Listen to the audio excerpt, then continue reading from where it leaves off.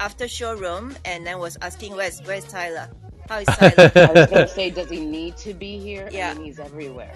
Yeah. Did you send a very emotional text to him that made him think that, hey, how come Tyler becomes so emotional? So he had to check on you. Oh. Did you? Yeah. No.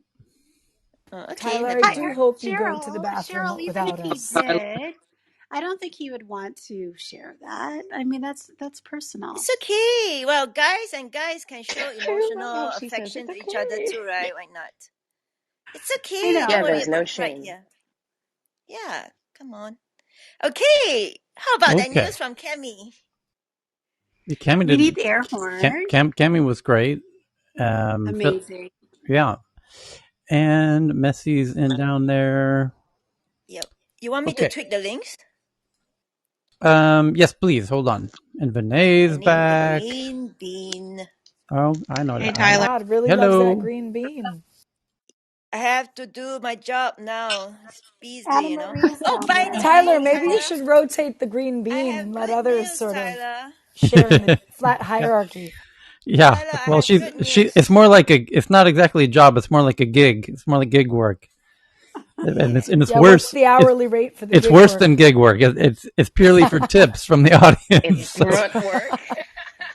No, I don't have my what I call it, tip jar open. I don't need it. Oh, by the way, I've got good news, Tyler. Breaking What's that? news. What? I went on to check Canva video editing.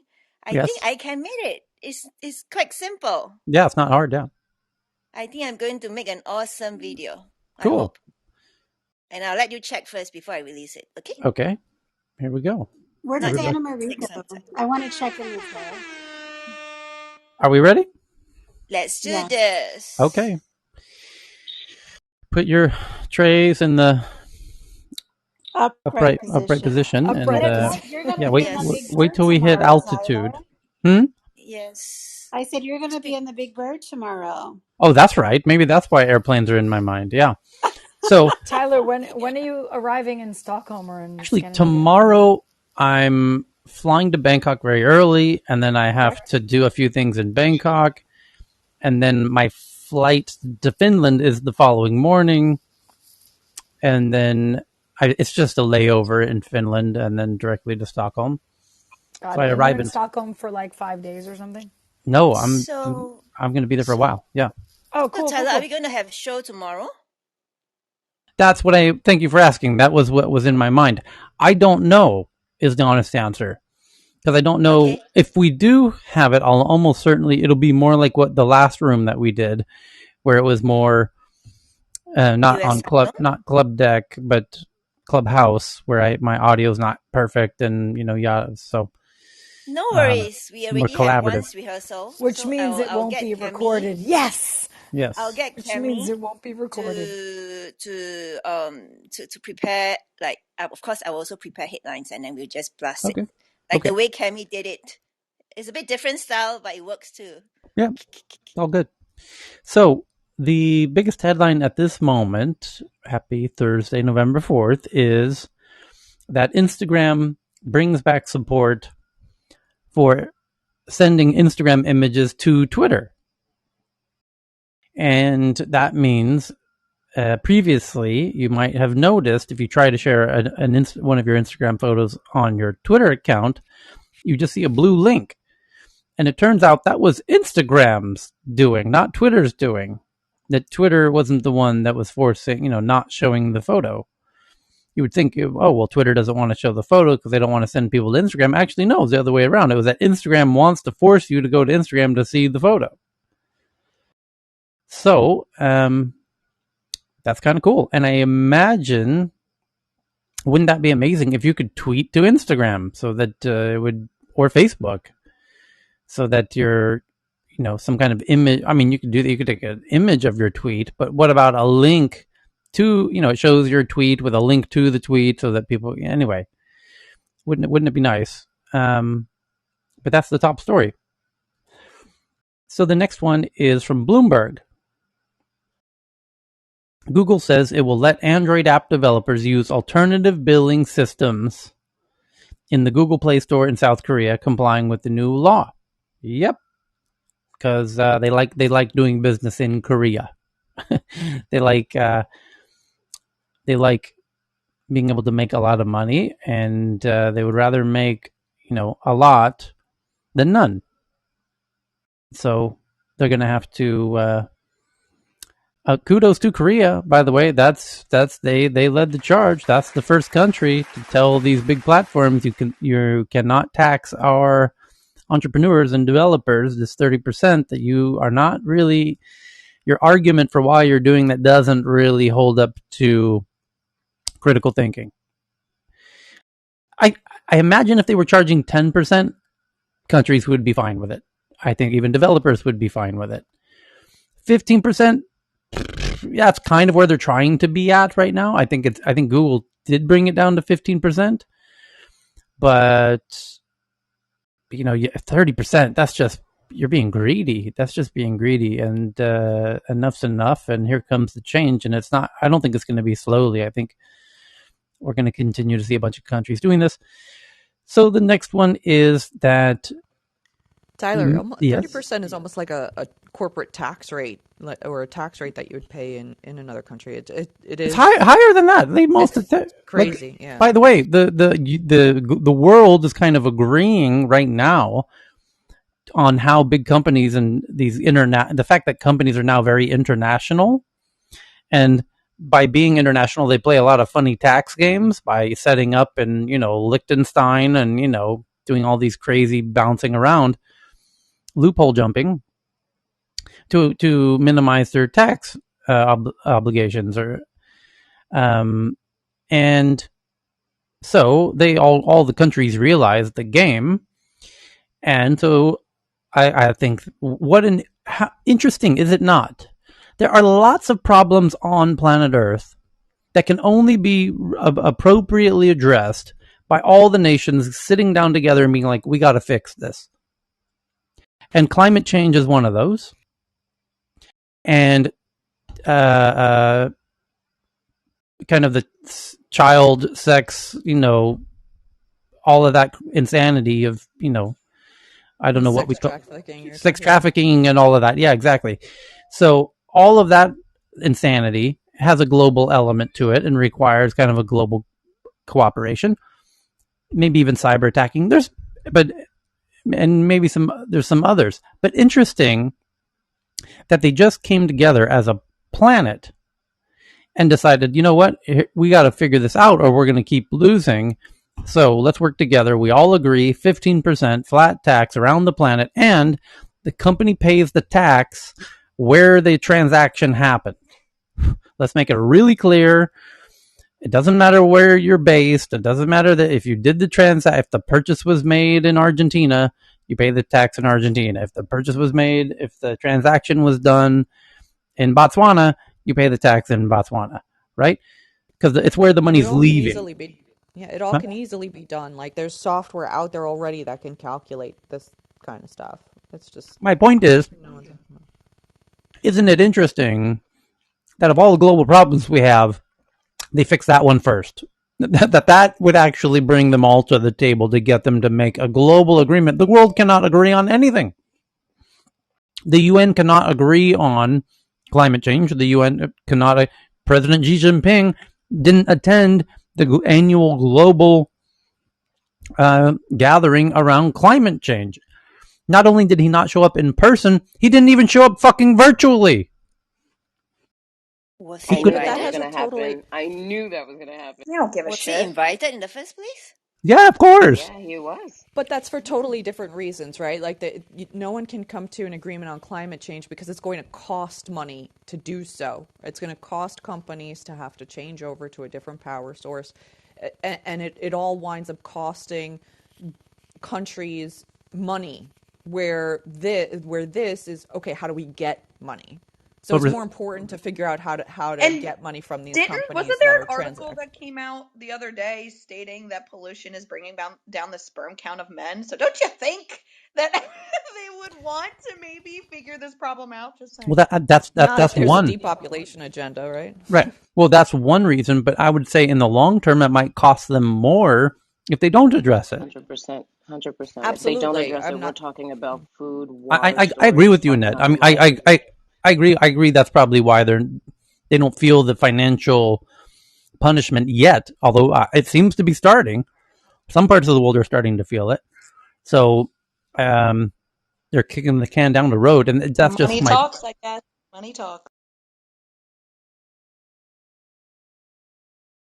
Okay, so forgive me while I eat an apple while we do this one. So the next one,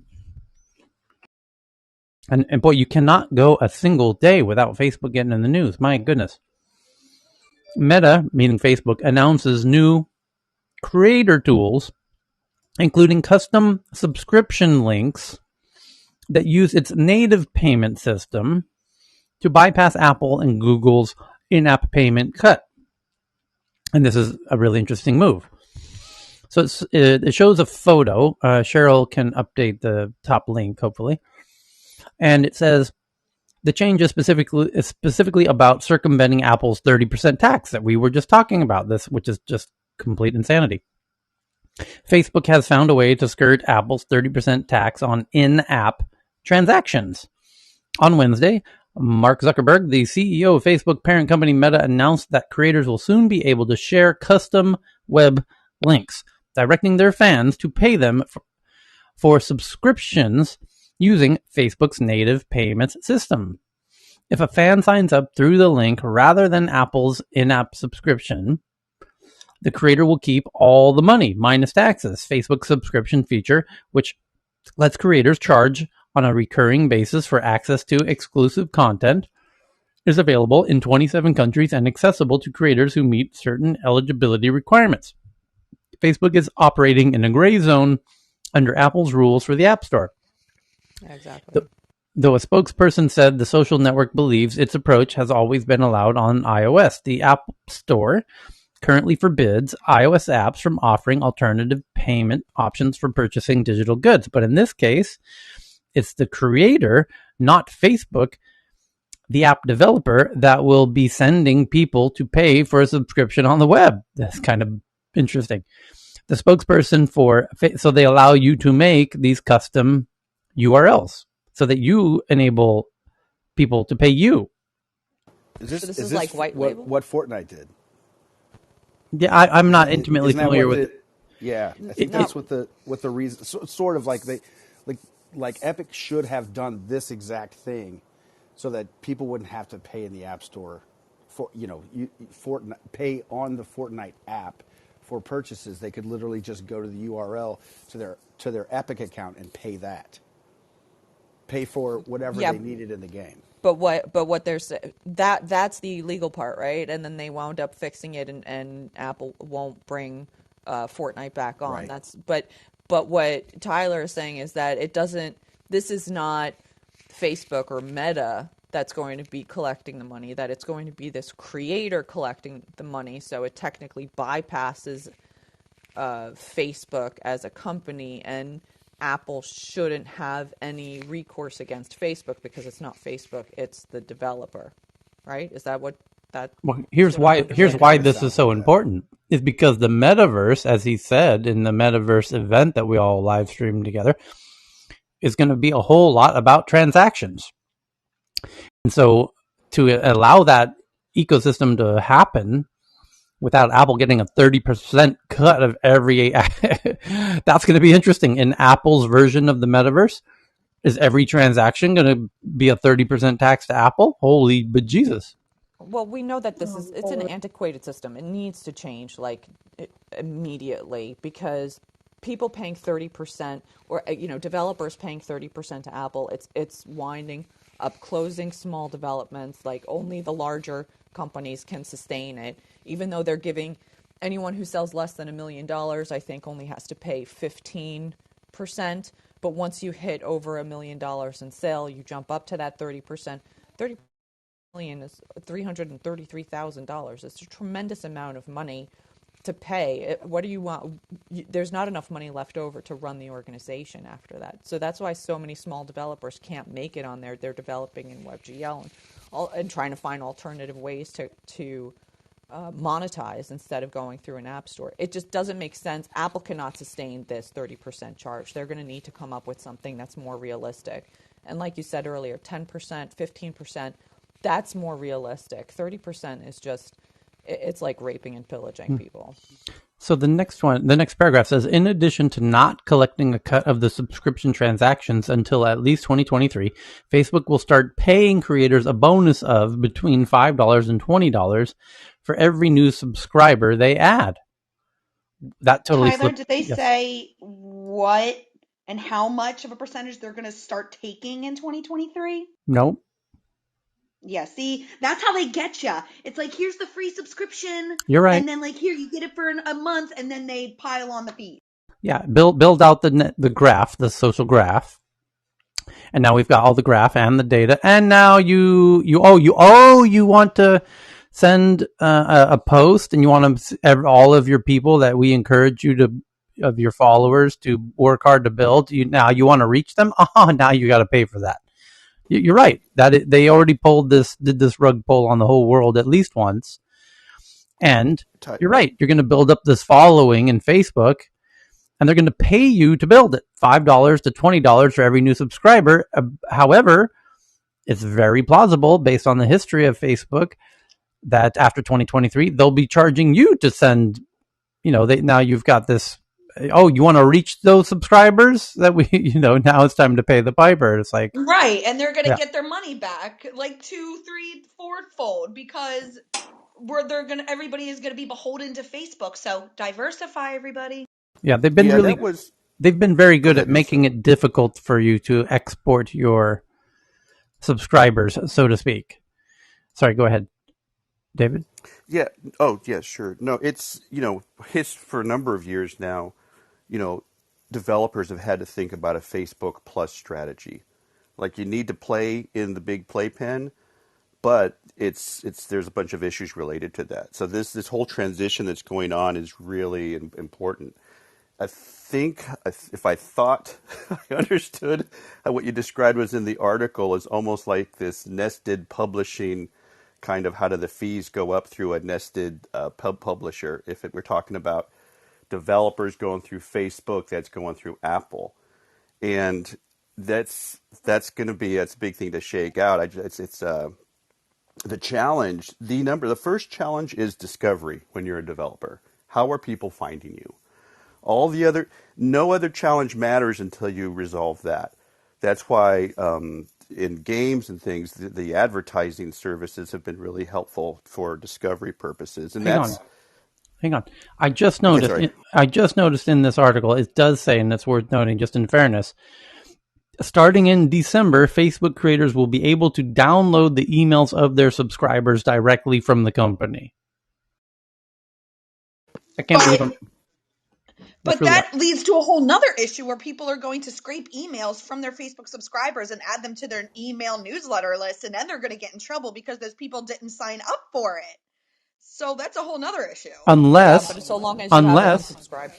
Unless you make it abundantly clear when they subscribe to your Facebook thing that you have the right to move them to another platform. Change the terms and conditions. Right. Yep. If you're able to have custom terms and conditions. Yeah. Or you could have what's called a double opt-in, where everyone who, as soon as they sign up, you send them a thank you letter that says, by the way, try and get them to click something else that gives you the double opt-in, as it's called. By the way, a friend of mine, Ryan, God damn, what's Ryan's last name?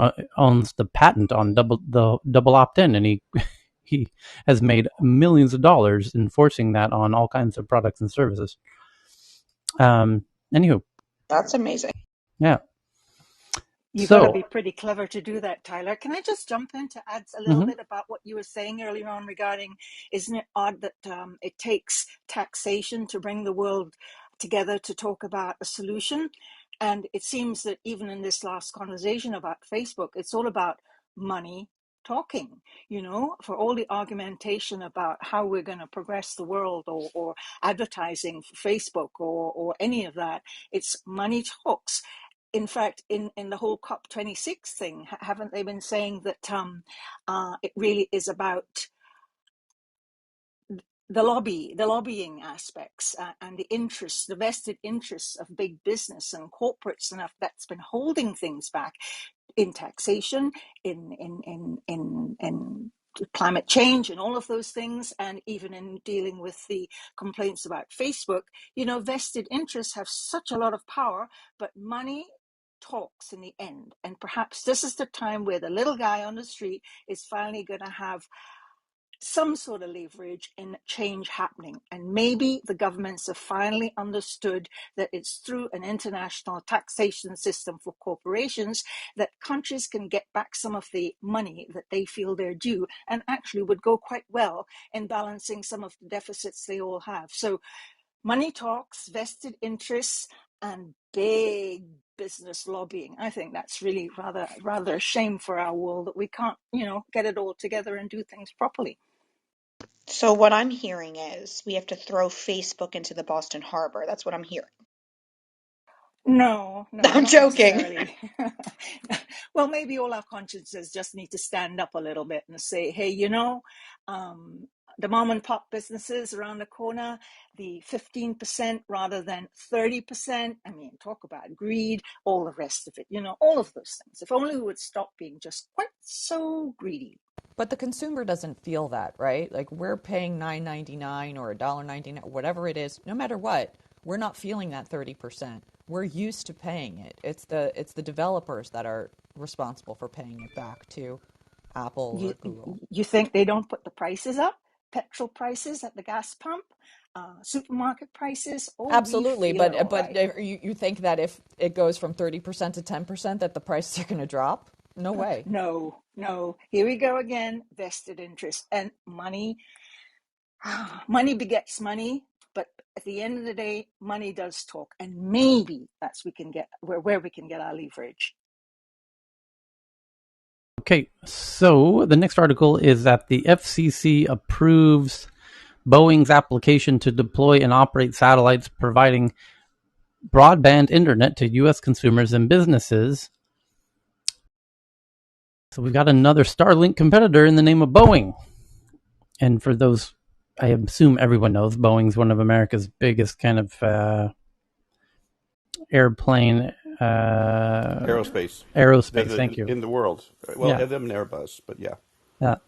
Boeing has secured FCC approval to deploy and operate, so it's theirs, a satellite internet system capable of beaming high-speed broadband to U.S. consumers and businesses. On Wednesday, the U.S. regulator signed off on Boeing's application for the V-band constellation satellite system, which the company originally filed back in 2017. However, the scope of Boeing's system is smaller than SpaceX's Starlink, which currently operates over 1,700 satellites in orbit. Boeing's application calls for sending up 132 low Earth orbit satellites and another 15 non-geostationary satellites. In contrast, SpaceX wants Starlink to one day span 30,000 satellites. The low Earth orbiting satellites from Boeing will also operate at an orbit of 656 miles, which is about 300 miles higher than SpaceX Starlink constellation. Meanwhile, the non-geostationary satellites from Boeing will circle the planet at a distance around 17,000 miles. Boeing didn't immediately respond to the request for comment, making it unclear when the satellite broadband system will launch. But in 2019, the company introduced the 702X satellite, which is capable of low Earth orbit and can supply internet connectivity. More than 50 have been launched to date, Boeing says. The FCC also notes, grant of this application will enable Boeing to provide bandwidth and communication services to residential, commercial, institutional, governmental, and professional users in the United States and globally.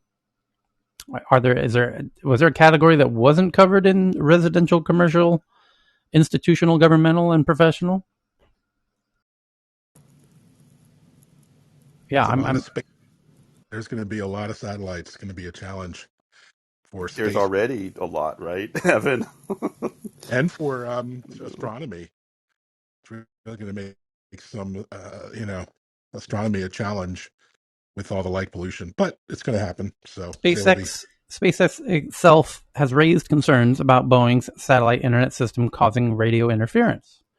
However, the FCC dismissed the concerns and instead mandated the companies coordinate in good faith to eliminate potential interference problems.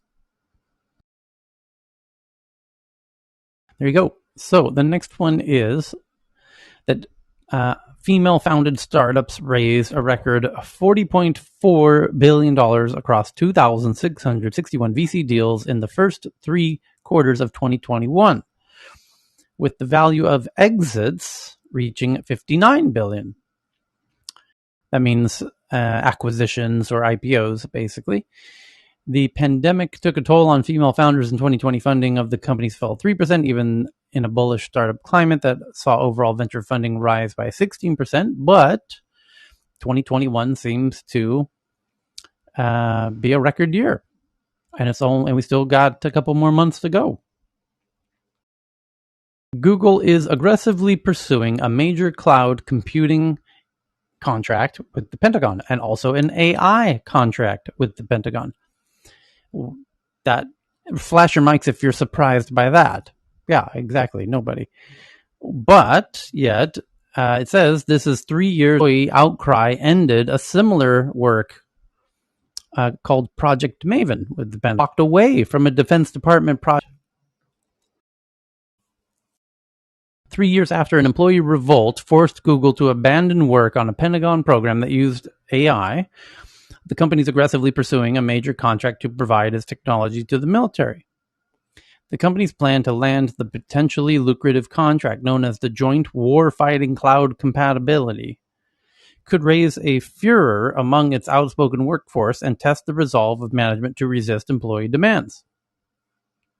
In 2018, thousands of Google employees signed a letter protesting the company's involvement in Project Maven, a military program that uses AI to interpret video images and could be used to refine the targeting of drone strikes. Google management caved and agreed not to renew the contract once it expired. The outcry led Google to create guidelines for the ethical use of AI, which prohibit the use of its technology for weapons or surveillance, and hastened a shakeup of its cloud computing business. Now, as Google positions cloud computing as a key part of its future, the bid for the new Pentagon contract could test the boundaries of those AI principles which have set it apart from other tech giants that routinely seek military and intelligence work. I'll add my own little point here before the next paragraph, which is that giants routinely seek military and intelligence work. Yeah, they all do. However, they all the big ones, like we've seen, IBM. What are another big one that I know that I've seen? Where the which one? Tesla has huge government contracts with NASA and others. Yeah, but I was thinking of instances where employees are, objecting to it. And the military's initiative, which aims to modernize the Pentagon's cloud technology and support the use of AI to gain an advantage on the battlefield, is a replacement for a contract with Microsoft that was canceled this summer amid a lengthy legal battle with Amazon. Google did not compete against Microsoft for the contract after the uproar over Project Maven. The Pentagon's restart of its cloud computing project has given Google a chance to jump back into the bidding, and the company has raced to prepare a proposal to present to defense officials, according to 4 people familiar with the matter who are not authorized to speak publicly. In September, Google's cloud unit made it a priority, declaring an emergency, quote-unquote, code yellow, an internal designation of importance that allowed the company to pull engineers off other assignments and focus them on the military project, 2 of those people said. On Tuesday, the Google Cloud Unit's chief executive, Thomas Kurian, met with the chief of staff of the Air Force and other top Pentagon officials to make the case for Google, 2 people said. Google, in a written statement, said it is firmly committed to serving our public sector customers, including the Defense Department, and that it will evaluate any future bid opportunities accordingly. The contract replaces the now scrapped Joint Enterprise Defense infrastructure, or JEDI, the Pentagon cloud computing contract that was estimated to be worth $10 billion over 10 years. The exact size of the new contract is unknown, although it's half the duration and will be awarded to more than one company, not a single provider, like JEDI. It is unclear whether the work, which would provide the Defense Department access to Google's cloud products, would violate Google AI's principles, although the Defense Department has said the technology is expected to support the military in combat. But Pentagon rules about outside access to sensitive or classified data could prevent Google from seeing exactly how its technology is being used. Right. So now here's where this gets very interesting, because Google knows, and let's talk about the Facebook headline from yesterday. These are both kind of related, where Google knows that this will likely upset some Googlers who will do a petition, a letter signature collection, maybe even a walkout and a boycott, and who knows. And so Google, knowing that, can now approach the Pentagon and say, "Hey, here's what you want to do. Here's what we want to do. Great. Let's make sure our people back at Google don't actually really know, or even have access to know, how you're using our technologies." Does that make sense, Mr. Department of Defense? Please take care to make sure that we're going to sell you this gun, okay? And as far as we know, you're going hunting, right? You love hunting. You like catch. You're going to go. There's a whole bunch of really bad animals out there that are really doing really bad things, and right, that's exactly what you're going to use this gun for, right? Awesome, fantastic, love it. We love it. This is great. We're all about sustainable hunting, and so have a great time. Just make sure we don't actually know what you're really going to use this gun for, because then our Googlers are going to do their signature collection, and then we're going to have to insist that we not license that gun to you next quarter. So there's a workaround. Another perspective is hybrid cloud. Back in the day, lots of these defense contractors, they would just, they would buy all the gear from you, all the hardware, and they would hire, somebody to just build something just for them. It'd be behind a fence. Now with cloud, it's a little bit different, but still there's different architectures though the thing is they're just trying to save money as well.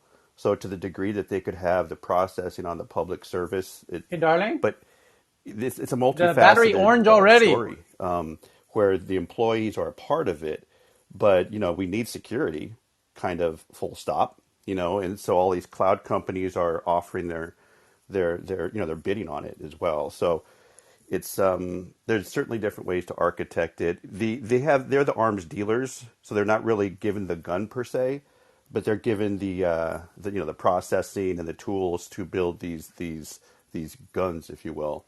But there's an important distinction. I think that the employees that have moral issues with it, it'll cultivate a more refined conversation, I think.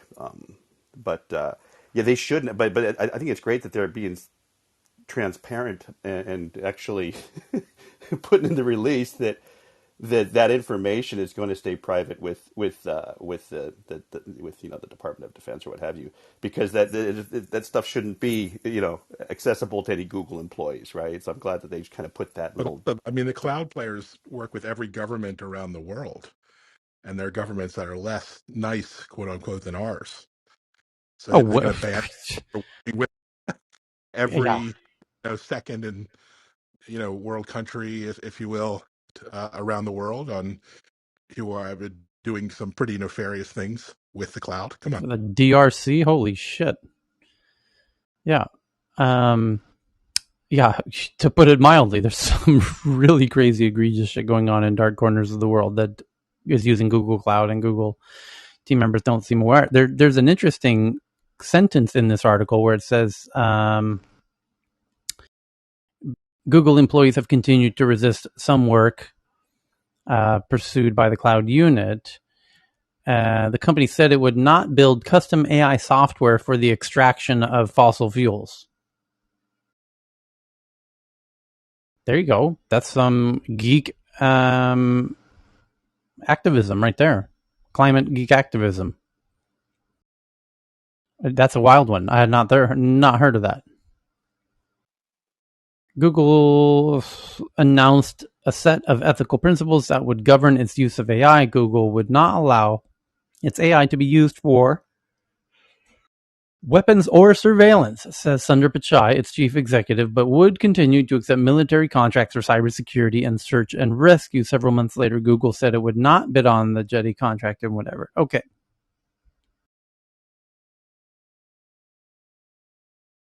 About this headline, though, there's a quote that says, "This demonstrates the fragility of Google's commitment to staying outside the major merger that's happening between the DoD and Silicon Valley." The major merger that's happening between, yeah. What? Silicon Valley, just so everybody knows the history, Silicon Valley was partially born by the World War II effort and the radio communications that came out of that. Stanford and then also Berkeley with the nuclear bomb research that the government put into both schools. So Silicon Valley was born, as all technologies historically, largely out of defense. Sorry. It's professor of anthropology at Lancaster University, the person who made that quote. There's not a merger of... You sound like a geek. Yeah, so anyway, the next article is Meta will retain... Now this is why this is so interesting. Vox is the Vox headline today. Everyone remembers the headline yesterday that Facebook says it's going to, kill its facial recognition or whatever. And I saw a whole bunch of people jumping up and down without reading the article, as we did. We deep dove on that because we were like, wait a minute, you're not actually... Hang on a second. We even knew before we even read it that something smelled fishy, because nobody's going to build a Pyramid of Giza and then tear it down. And sure enough, we came to a kind of... an agreed kind of understanding, and so did our friend Om Malik and others who are legit geeks, that they've trained the algorithms. They no longer need the flashcards that train the algorithm, and this is a bit of a head fake. And sure enough, it worked. Boy, did that meme stuck. I saw a whole bunch of people tweeting about it yesterday without properly understanding that actually this isn't that big of a... This sounds good. They're creating a narrative, and we even got into some conspiracy theories about why are they doing this, perhaps to paint, a healthy image and gain more trust as they go into the metaverse, and because they know that some employee said something 3 years ago at El Pollo Loco that the Wall Street Journal might find, in the dumpster dives of, about how facial recognition is used at Facebook. So they're preemptively shooting it in the foot. Anyway, now Vice apparently has read the article and found a geek who can translate it for them. And so now they say, hey, wait a minute, here's the headline. Meta will retain some of its facial recognition systems, including its deep face model. Yeah, they said that in their blog post all about it. Did you not read it? That's what they said in their own word, exactly what you just said right there. And plans to incorporate biometrics into its metaverse products. Yep, it made that pretty clear too.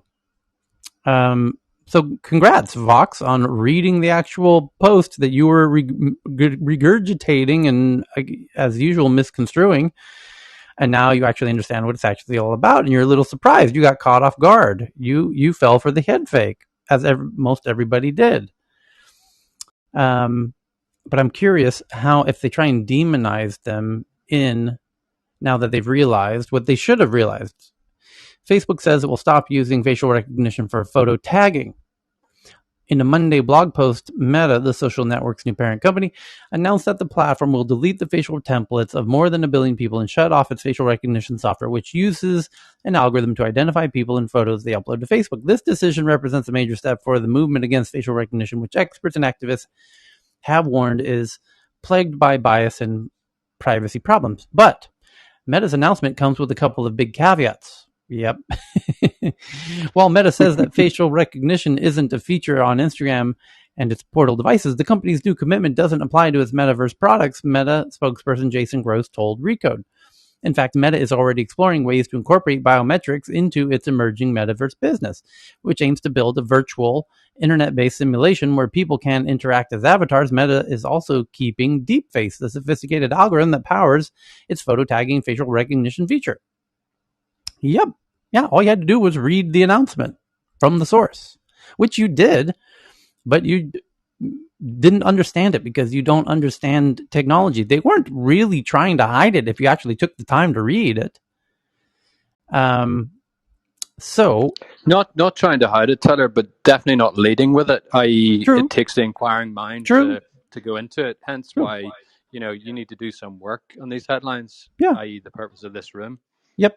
And interestingly, in this Vox article from Recode, it shows the image that we talked about. This is the image, one of the most important images in the past many weeks, which is the moment in the Facebook live stream that we watched, a week or so ago, where they say, okay, and now to give you a glimpse of what the metaverse is, avatars are really going to look like, the cutting edge of what they look like. Let's hand it over to Sanjay, or whatever his name was. I can't recall his name. He was an Indian dude. And JT, you remember this, right? They cut over to him. He's standing. Yep. And he's talking to the camera like a normal human. And he's like, hi, I'm Sanjay, and I'm going to tell you about how avatars are going to look. And actually, you're looking at one right now. This isn't actually me. This isn't actual video. This is a digital representation of me that looks exactly like me. And it looks so good. This was amazing. Yeah, that you thought it was video. It's not. And it was amazing. And that there's the head of this article. Well, you can see it right above my head. Look at the photo in this pinned tweet here in Clubhouse. You can see the guy standing there. And that's a screenshot from that moment of that live stream that everyone was said, holy shit, Facebook has totally lifelike looking avatars. Like fully legit for real. Like you just killed the travel industry. There will be no need for business travel if that picks up the way that it should. So, and that's important to this article in a very fundamental way that even Recode doesn't realize, and they even used that photo.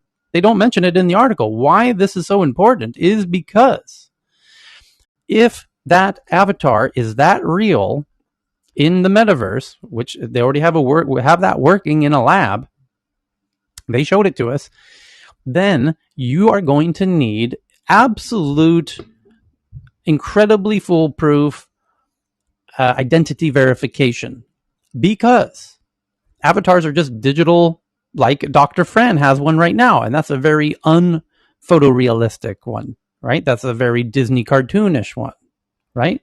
Now, Disney cartoonish one, if I saw a Disney cartoon of Joe Biden, I don't mistake it for Joe Biden.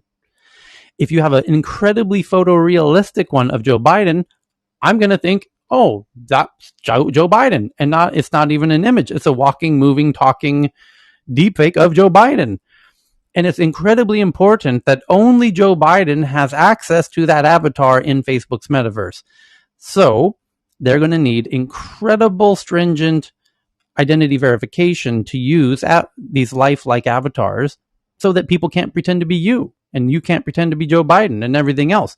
So, of course, Facebook's going to need biometric identity in the metaverse. Absolutely. And they need the best. They need incredibly good biometric identity in the metaverse. It would be an absolute dystopian nightmare beyond belief if they didn't.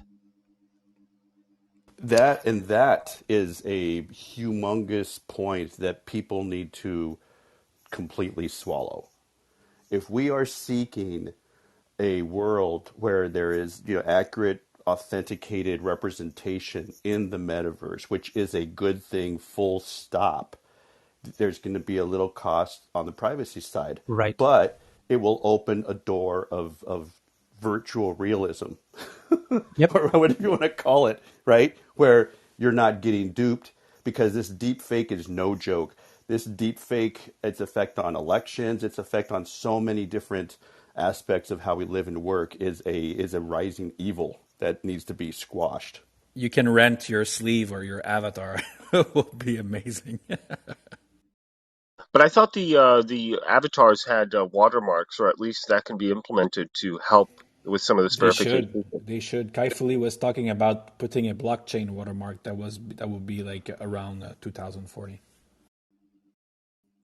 So, make no mistake, they're going to have very legit biometric stuff in the metaverse. They have to. So, the next Tyler, one. this is remember back in May we would we joked about the golden age of verification has only just begun. Yeah. I mean, this is a great extension of, like, we talked about verification on the platforms like Twitter, etc., and then this is just a step further, i.e., like Jean-Pierre's comment on, like, the blockchain verification. It's going to be, that needs to get right before wide-scale adoption happens, huh? Let's see, I'm checking all the tweets of people commenting on this one. Okay.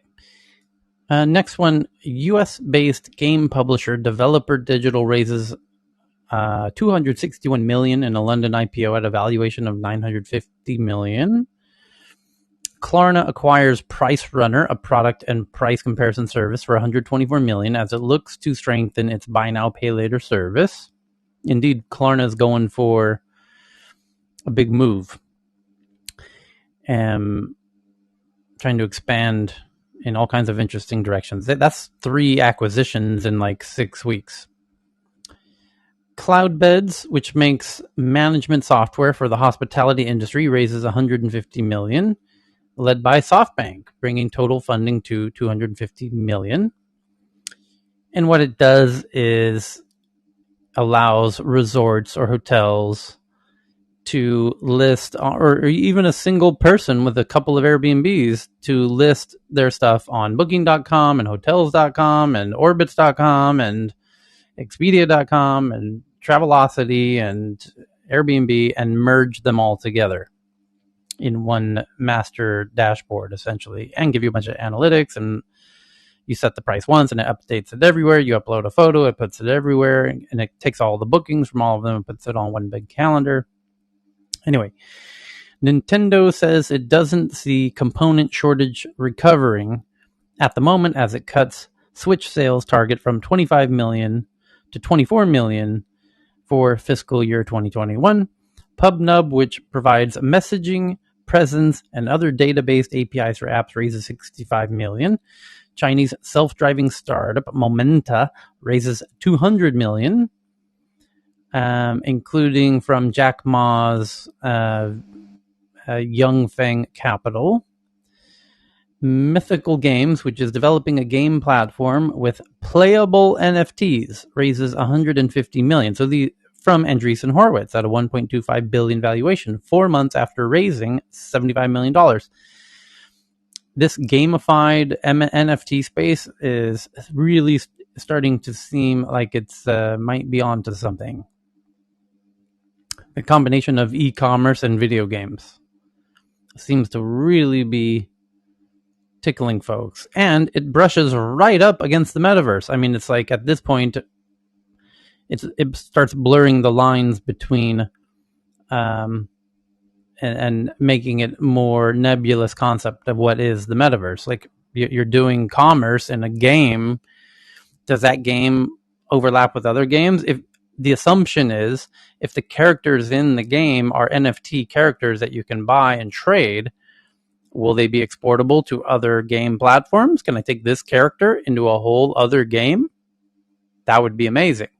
That would be holy bonkers amazing. I'm not aware that that's ever happened before.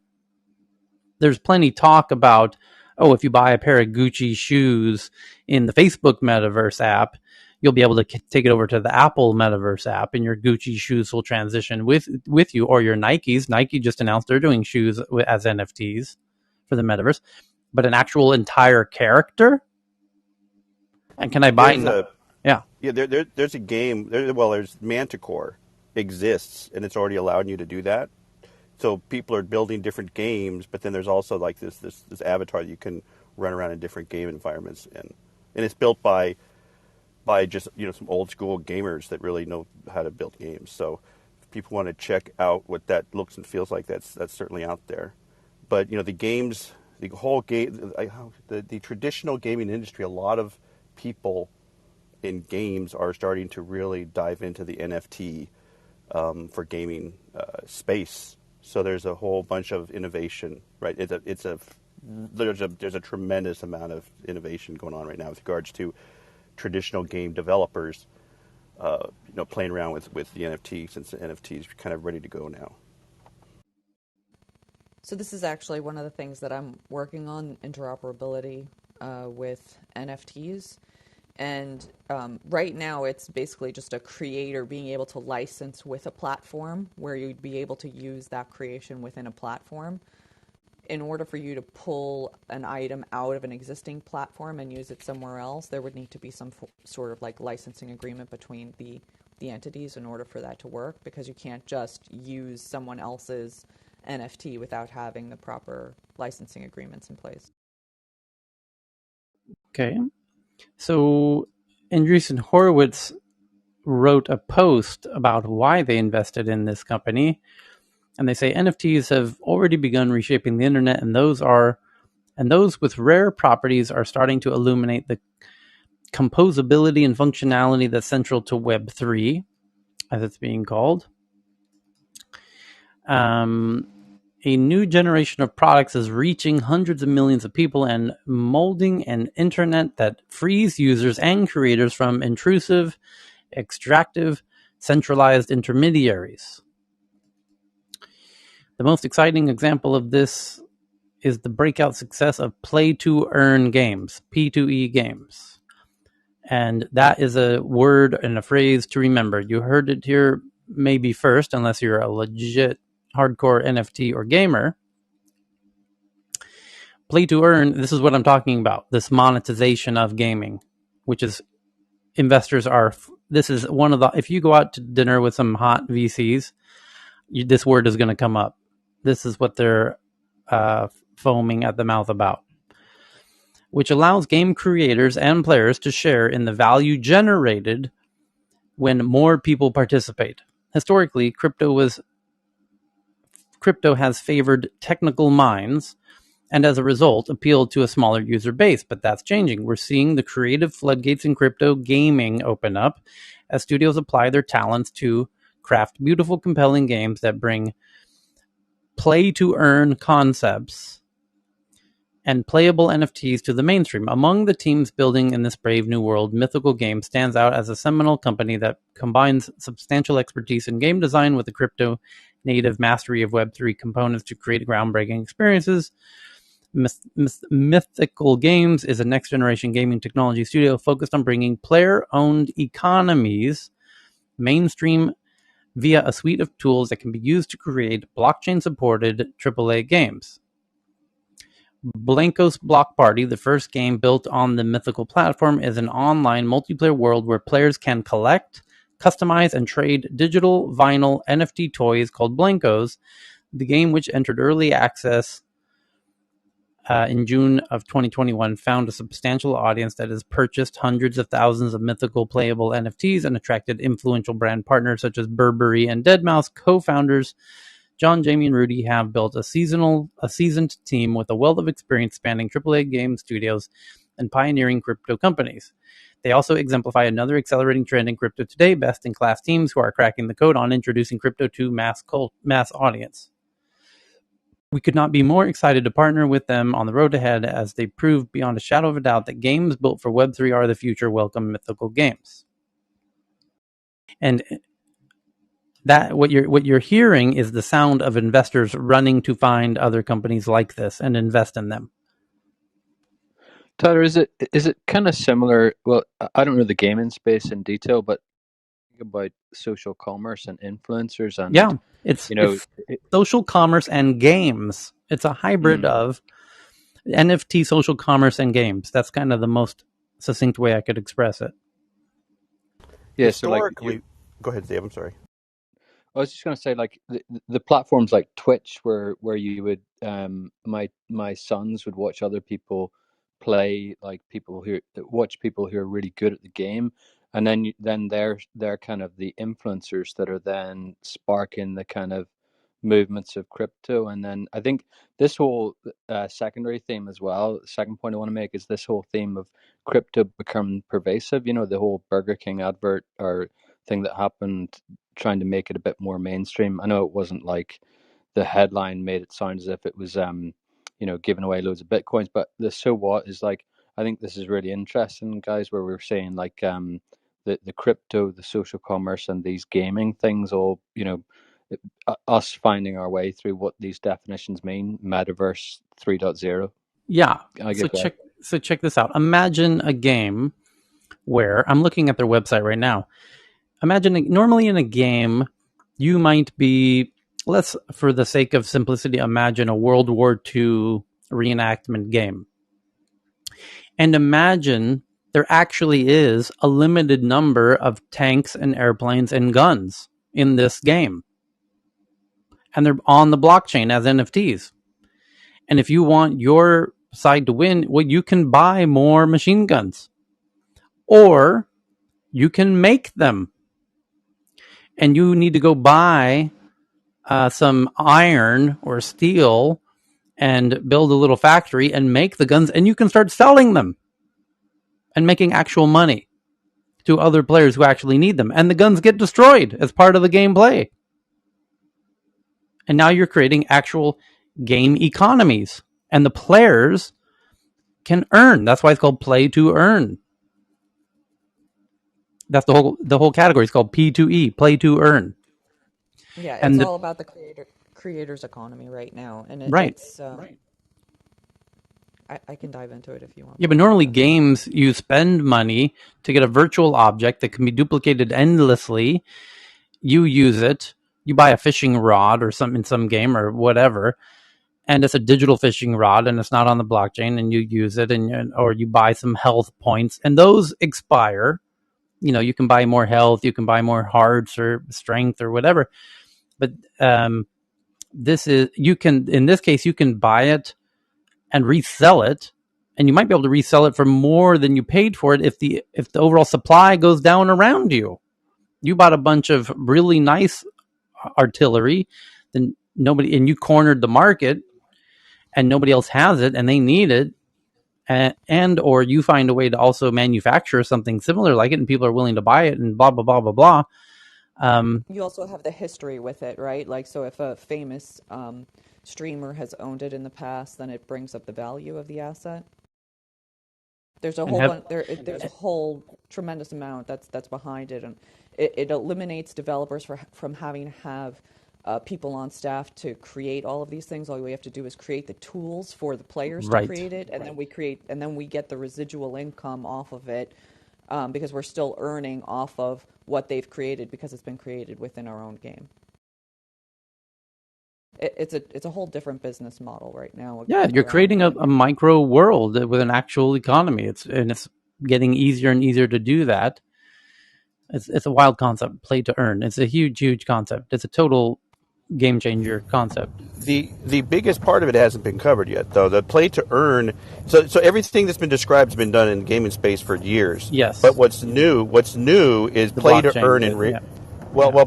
The blockchain cleans up some of the cybersecurity issues and other stuff. It opens up lots of other things. But in real life is what you need to append to play to earn. So in the Philippines, as COVID was raging, there was, and I've got half a cup of coffee morning recollection challenges at the moment, but there's the first game to make over $1 billion, or to cultivate $1 billion of earning was started in the Philippines as people were struggling to buy food, right? So they would play this game and they would do activities that was they were able to exchange it back for real world money, and it grew so popular that people were making more money playing to earn in this game to spend in real life than they were with their other jobs that they had been juggling. And sorry, but due to the coffee thing, Annette, can you add more color to that phenomenon? Amazing. Yeah, so now one of the issues that they're finding there is that people don't want to actually go back to work because they can make what they've made in a week they could make in a day now, right, or even more so. But then on the flip side, the concern is that what happens when this just disappears, right? And I don't think it's necessarily going to disappear overnight, not at this point, and unless something in the crypto and the blockchain changes. But that is the bigger concern because now they've become more like day traders, right? Like they have to be in this game, making things, trading things, selling things in order to continue to make money. And what happens if that crashes or that disappears or the market becomes flooded? So there's a lot that the developers need to keep in mind to ensure that it doesn't explode. Right. With 978 455. No limits the down age on this because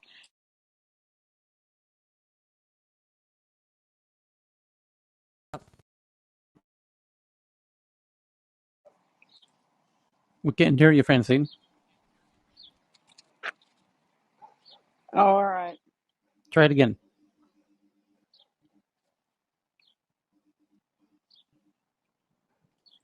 We hear Are they going to birds. lower the? Yeah. Yeah, I hear birds. Okay, good. That's So I'm nice. back. Um, are they going to lower the age limit or raise the age limit for this? Because I can see putting 12-year-olds in the armaments business this way.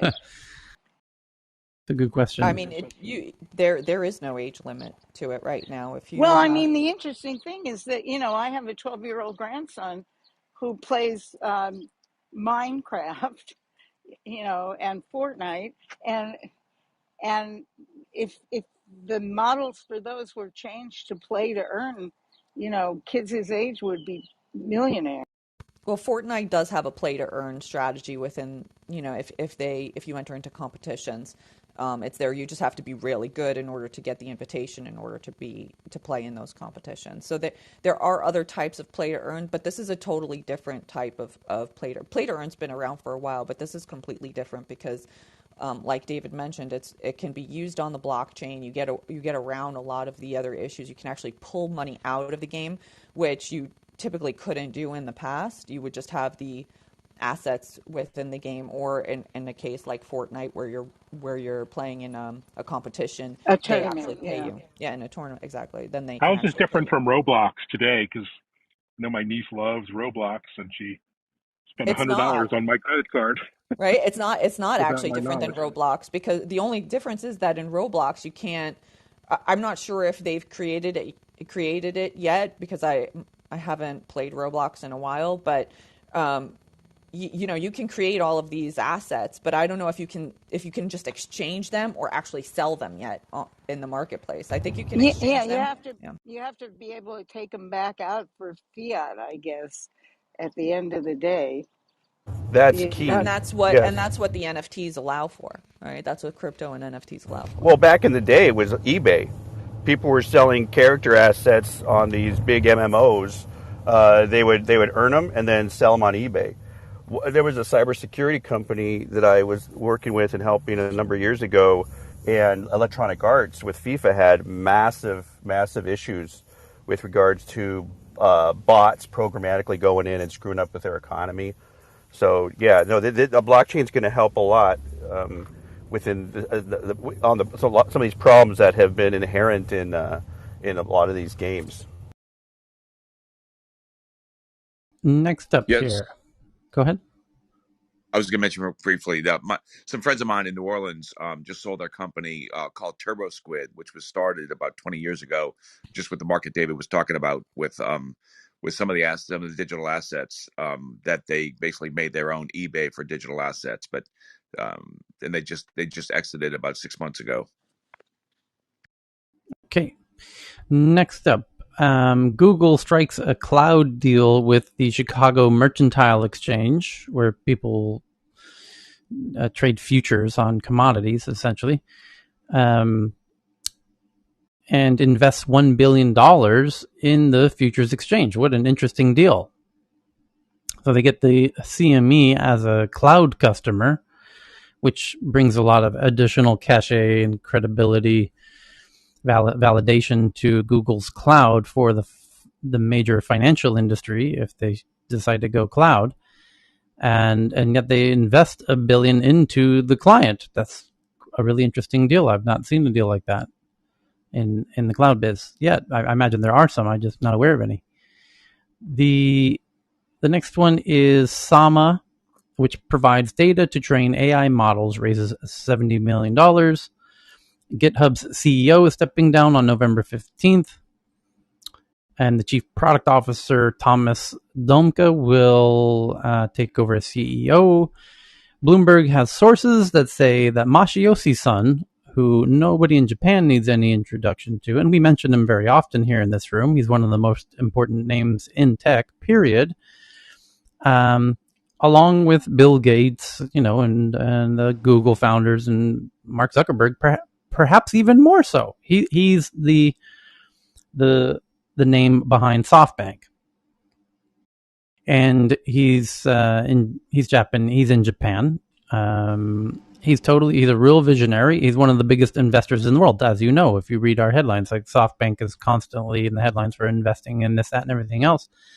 Anyway, sources say that Masayoshi Son's profit-sharing plan for, the SoftBank Vision Fund employees is contributing to a stream of defections because it is based primarily on seniority. Ever since billionaire investor Masayoshi Son set up the giant Vision Fund in 2017 to provide backing for technology startups,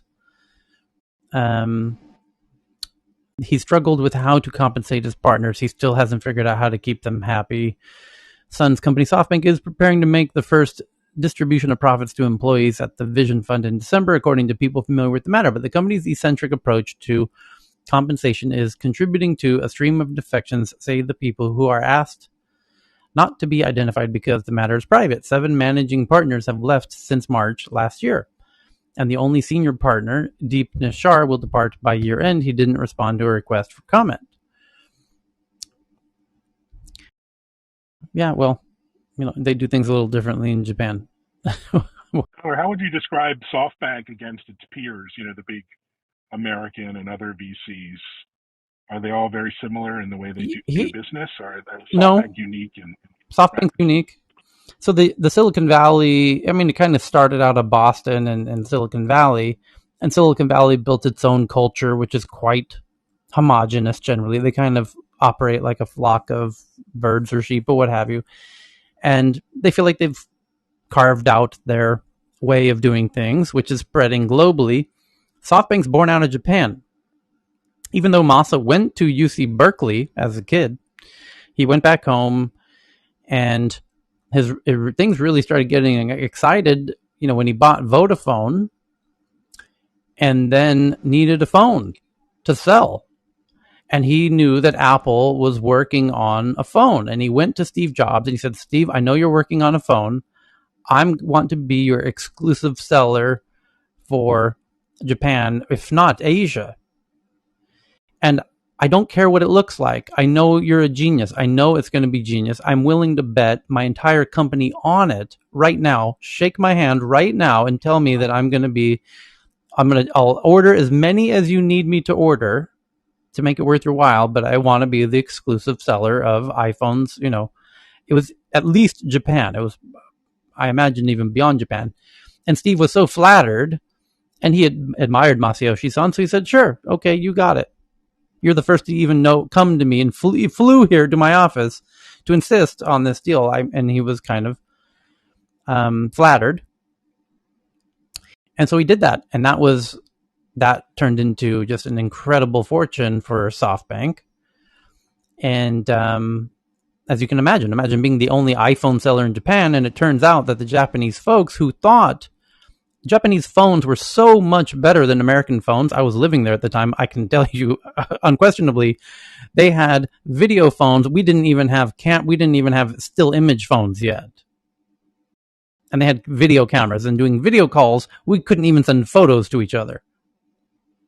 They were watching TV on their phones. We still couldn't even send a photo to. We didn't even have a screen on our phones yet.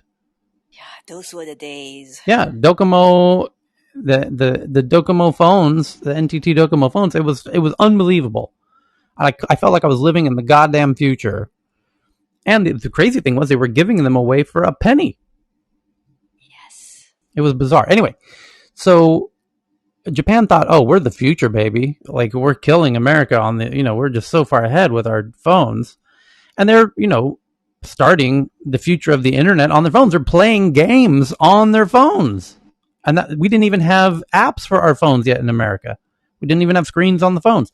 So when Masa went to Apple and said, hey, I know you're going to make a phone better than the Japanese phones and you're American, because the Japanese were like, America is never going to catch up to us. They're never going to be able to make a phone like ours. And there was a good reason for them to think that. They were that far ahead. And then here comes Apple and just boom, like fell like a comet out of the sky when it hit Japan. And the Japanese were like, holy shit, is this a huge evolutionary jump above even the Japanese phones? And sure enough, all the Japanese wanted to all buy the iPhone and kill the whole, Japanese phone industry. Well, if you want to buy the iPhone, you got to switch from NTT or AU or give me another one, Cheryl, another one of the Japanese carriers and move to SoftBank. So you can see how incredibly lucrative it was, not just being the seller, but forcing people onto your carrier. So anyway, Masa's brilliant. And that what's so different about him is he's not price sensitive at all. And at all. And he way overpays. So he when people are fundraising, he shows up and all the Silicon Valley investors are saying, okay, well, we all think it's worth X. And he comes in, I'll give you, you want to raise 100 million and you think your company's worth $1 billion? No, I'm going to give you 300 million and your company's worth 3 billion. And the entrepreneur's like, oh, hang on, say what? How can you refuse that? Well, that works as long as the company keeps growing. And then and that was working great. And SoftBank was killing it. And he was able, once he got the reputation for that, all the entrepreneurs start coming to him. And now he's kind of got pick of the litter. And it's making Silicon Valley a bit nervous. And then because he's got all the deal flow, all of the big money pockets, like the Saudi Arabia fund, the MBS, who's the crown prince of Saudi Arabia, gives him $1 billion to play with. And he's just, throwing money around, making it rain, doing pretty well generally. But then WeWork was one of his very heaviest bets because when Masa invests in stuff, he has what he calls a 300-year horizon that he's looking at. And he thinks, I think the future is people working in these WeWork-like environments. He really firmly believed that. And he has good reason to believe that. I don't think he's entirely wrong still. I think WeWork went through a really rough patch. But the fundamental premise that he was investing in, I think, has a lot of merit.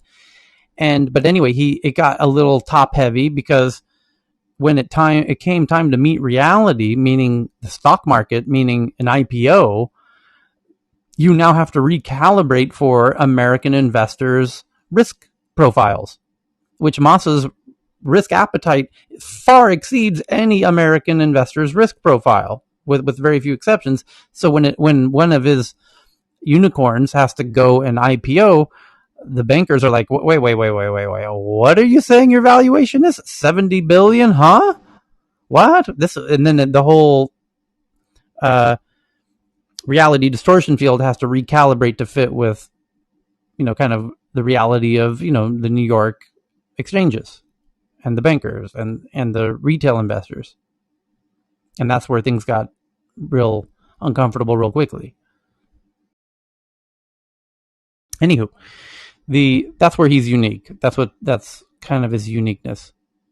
He's willing to make ridiculously big bets, and he's willing to take incredible losses that others are not able to. And I met with I even though I lived in Japan through the 90s, it wasn't until 2008 or 9 that I had the chance to go spend a few days with him in his office. With Jason, who you can see in my bio, who invited me into Clubhouse when we were doing Mahalo, and he was interested in doing a joint venture with Mahalo for Asia, to expand it into Asia. And Deutsche Bank took us on a road show of Asia to meet all the top Asian unicorns in 10, 20 years ago, and all the Japanese unicorns, all the Korean unicorns, Chinese unicorns. And then we went to go meet Masayoshi-san, which was the real reason for the trip. And we go to his office, we go to the boardroom, we have lunch together. He loves it. Let's do it. Absolutely. Come back cancel your flight home. We're going to work this deal out. Came back the next day. Unbeknownst to him, I spoke Japanese. So we're in the meeting. He's talking with his team, and I understand everything they're saying, but he doesn't know that I know what they're saying.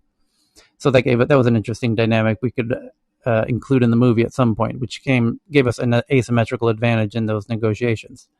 But I wish I could have clipped like 5 minutes of that last audio, Tyler, because that was a masterclass in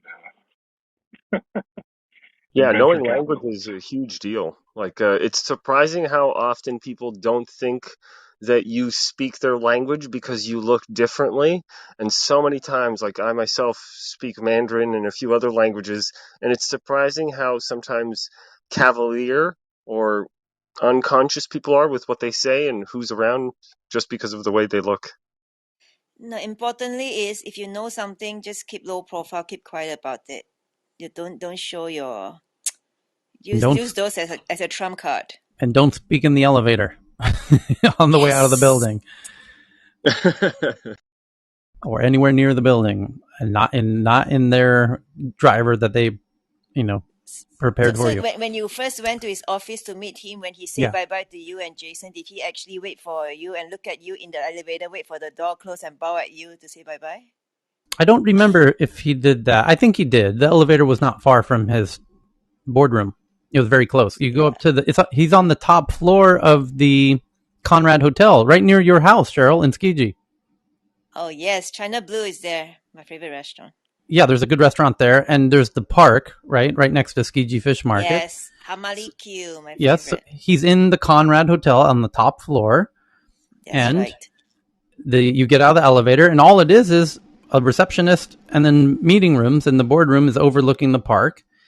And it's a beautiful boardroom with 2 huge TV monitors at the end of the boardroom, and he sits there. And the funny thing is he was the richest man in Japan, and momentarily he was the richest man in the world during the 90s. And everyone in Japan knows him. He's a big mega celebrity in Japan. And when he's sitting at the seat at the head of the boardroom table, he's got this little older pillow that's not entirely clean. Like it's kind of this, but it's comfortable to him because of the way he sits in his chair. But it's kitanai, we say in Japanese. And it's like not totally perfectly clean, but it's comfortable. It's his little pillow. And so the funny thing is I'm meeting my Japanese friends who I've known since I was 19.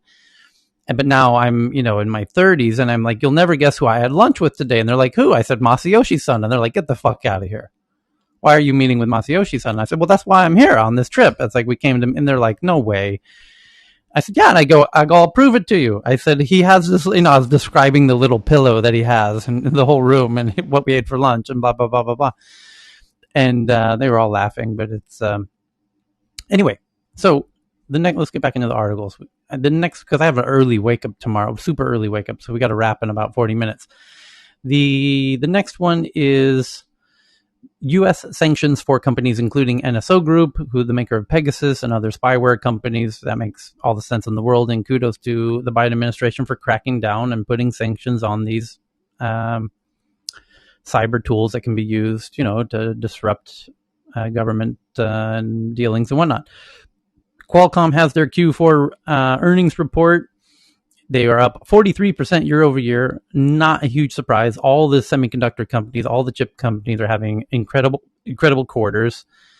So their stock is up 5% as a result of the quarter earnings report. That's a pretty safe play. I don't know. Well, I couldn't tell you. I can know. Here, let's find out. Who else is coming up on the quarter earnings reports? Today is Uber, Airbnb, and Square. Those are going to be hot. Although Square might not be hot because there was so much retail that was closed. But Square is so freaking hot. Airbnb is likely to be hot in the next quarter because Airbnb just announced today, I saw a headline that they're seeing unprecedented traffic right now, which they might mention that at the end of their call. And it's statistically probably true. So they're probably going to have a record quarter in the next quarter. So if they mention that on their call, they'll have a really strong uplift. Like their guidance that they give will probably be, oh, we might have had a bad quarter due to COVID. However, mathematically, we are having the strongest week we've ever had in the company's history, and that might send the stock up. So that might, if you're one to gamble on quarter earning reports, doing short-term trades. And then on November 8th, there's PayPal and Roblox. November 9th is Dash and Coin. And then on November 17th, you got NVIDIA and Cisco and Baidu, which is China's search engine and whatnot. Anyway, so yeah, you have Qualcomm did very well. All the chip companies will do well this quarter. Then there's an article from MIT how U.S. agencies are preparing for a post-quantum cryptography against hackers who harvest sensitive data now for decryption in the future. Did I not say exactly this? Let me explain. Did I not say that the really scary scenario on our collective horizon is the idea that attackers are infiltrating our digital worlds, sucking up, leaving breadcrumbs, analyzing everything with the intention of decrypting in the future. These are planned attacks. They're planning the bank robberies, and it's more than that. They're already. I'm reading AI 2041, and I think it might be chapter 6 of AI 2041 that talks about how Bitcoin had been decrypted in the future. And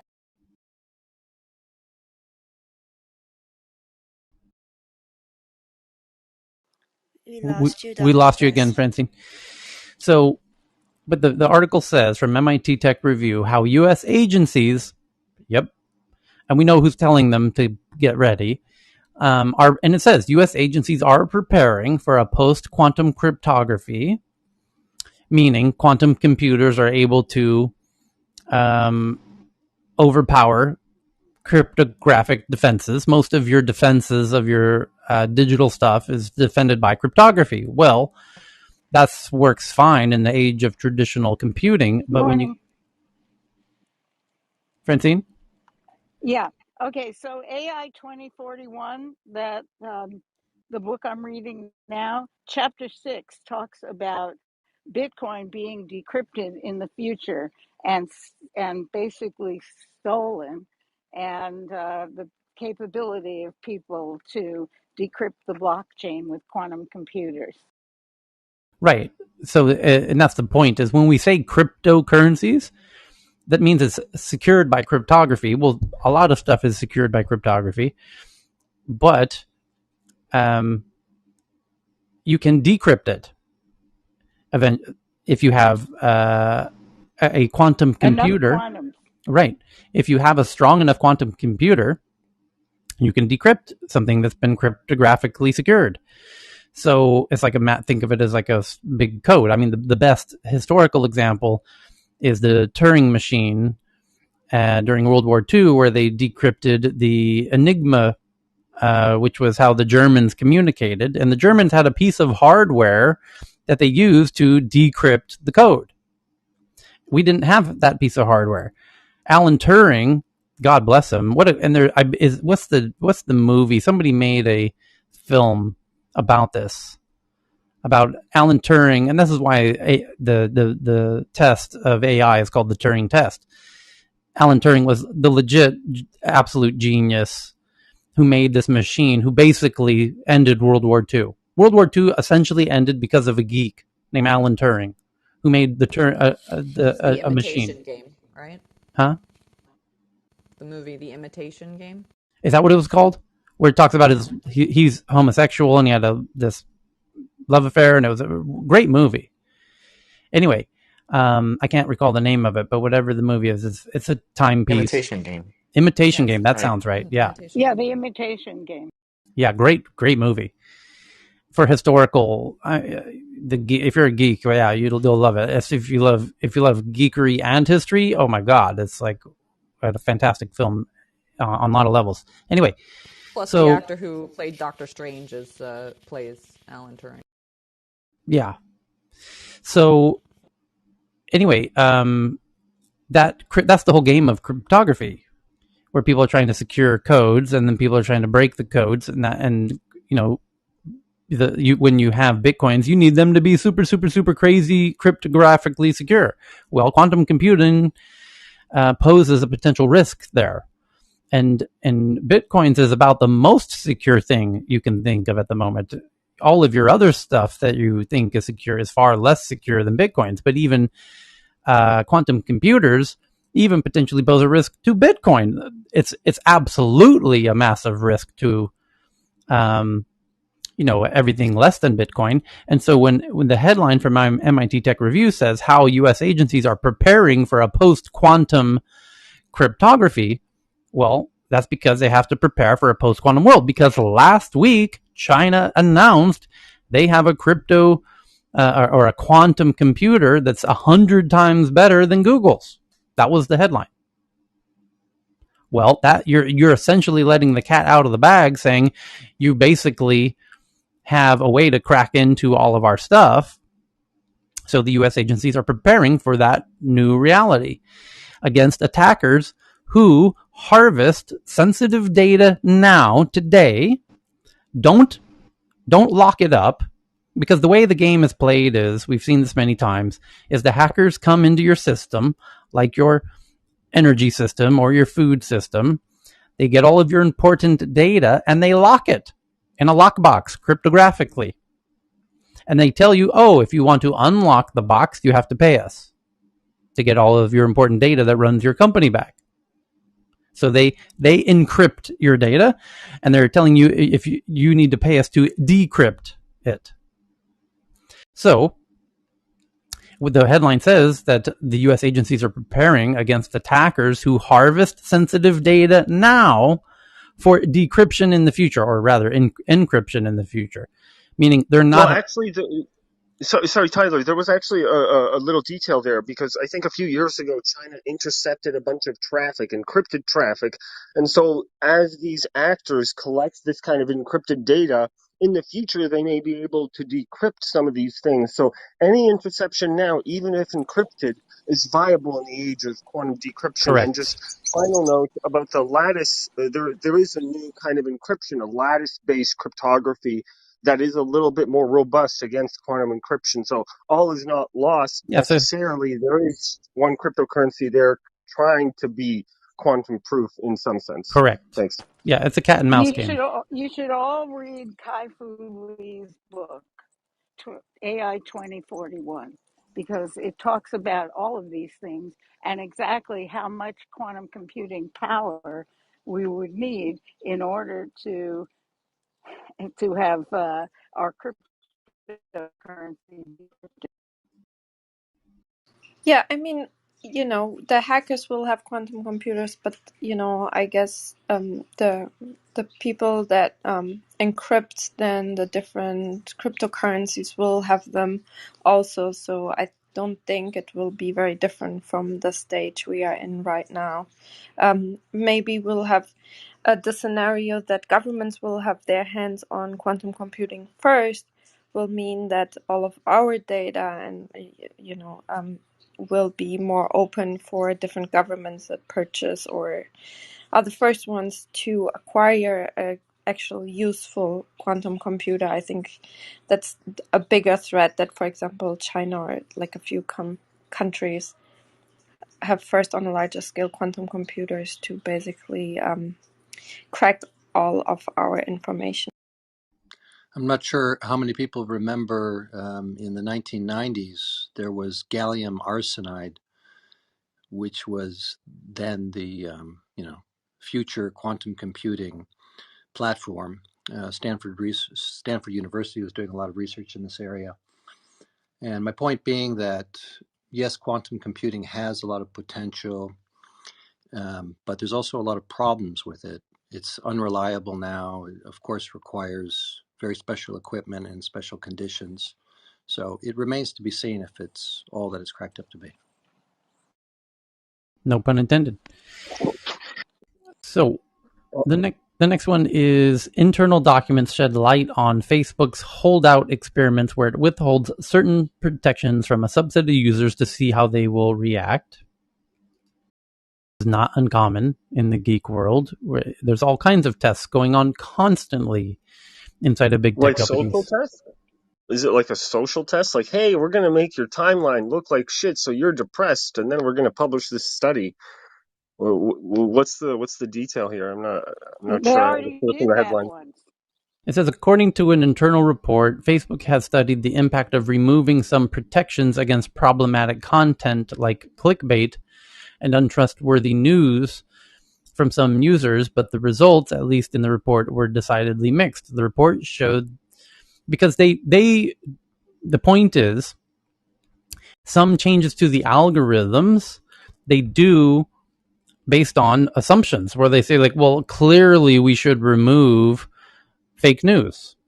Clearly we should remove X, Y, or Z. We shouldn't even need to test that. Let's just go ahead and do it. And then they're like, you know what? Remember in the algorithm in the early days, we said, we should just remove obviously fake news. Hey, sometimes we guess wrong when we look at the data. Let's go back and test that. Go ahead and fill somebody's feed with the full fire hose of the natural stream of fake news, and let's see what happens. And maybe they'll stop using Facebook, but maybe they'll use it more. So that's not an uncommon thing, where you made changes based on assumptions without testing them, and then you realize you go back and be like, actually, we need to test all those assumptions that we had in the early days. So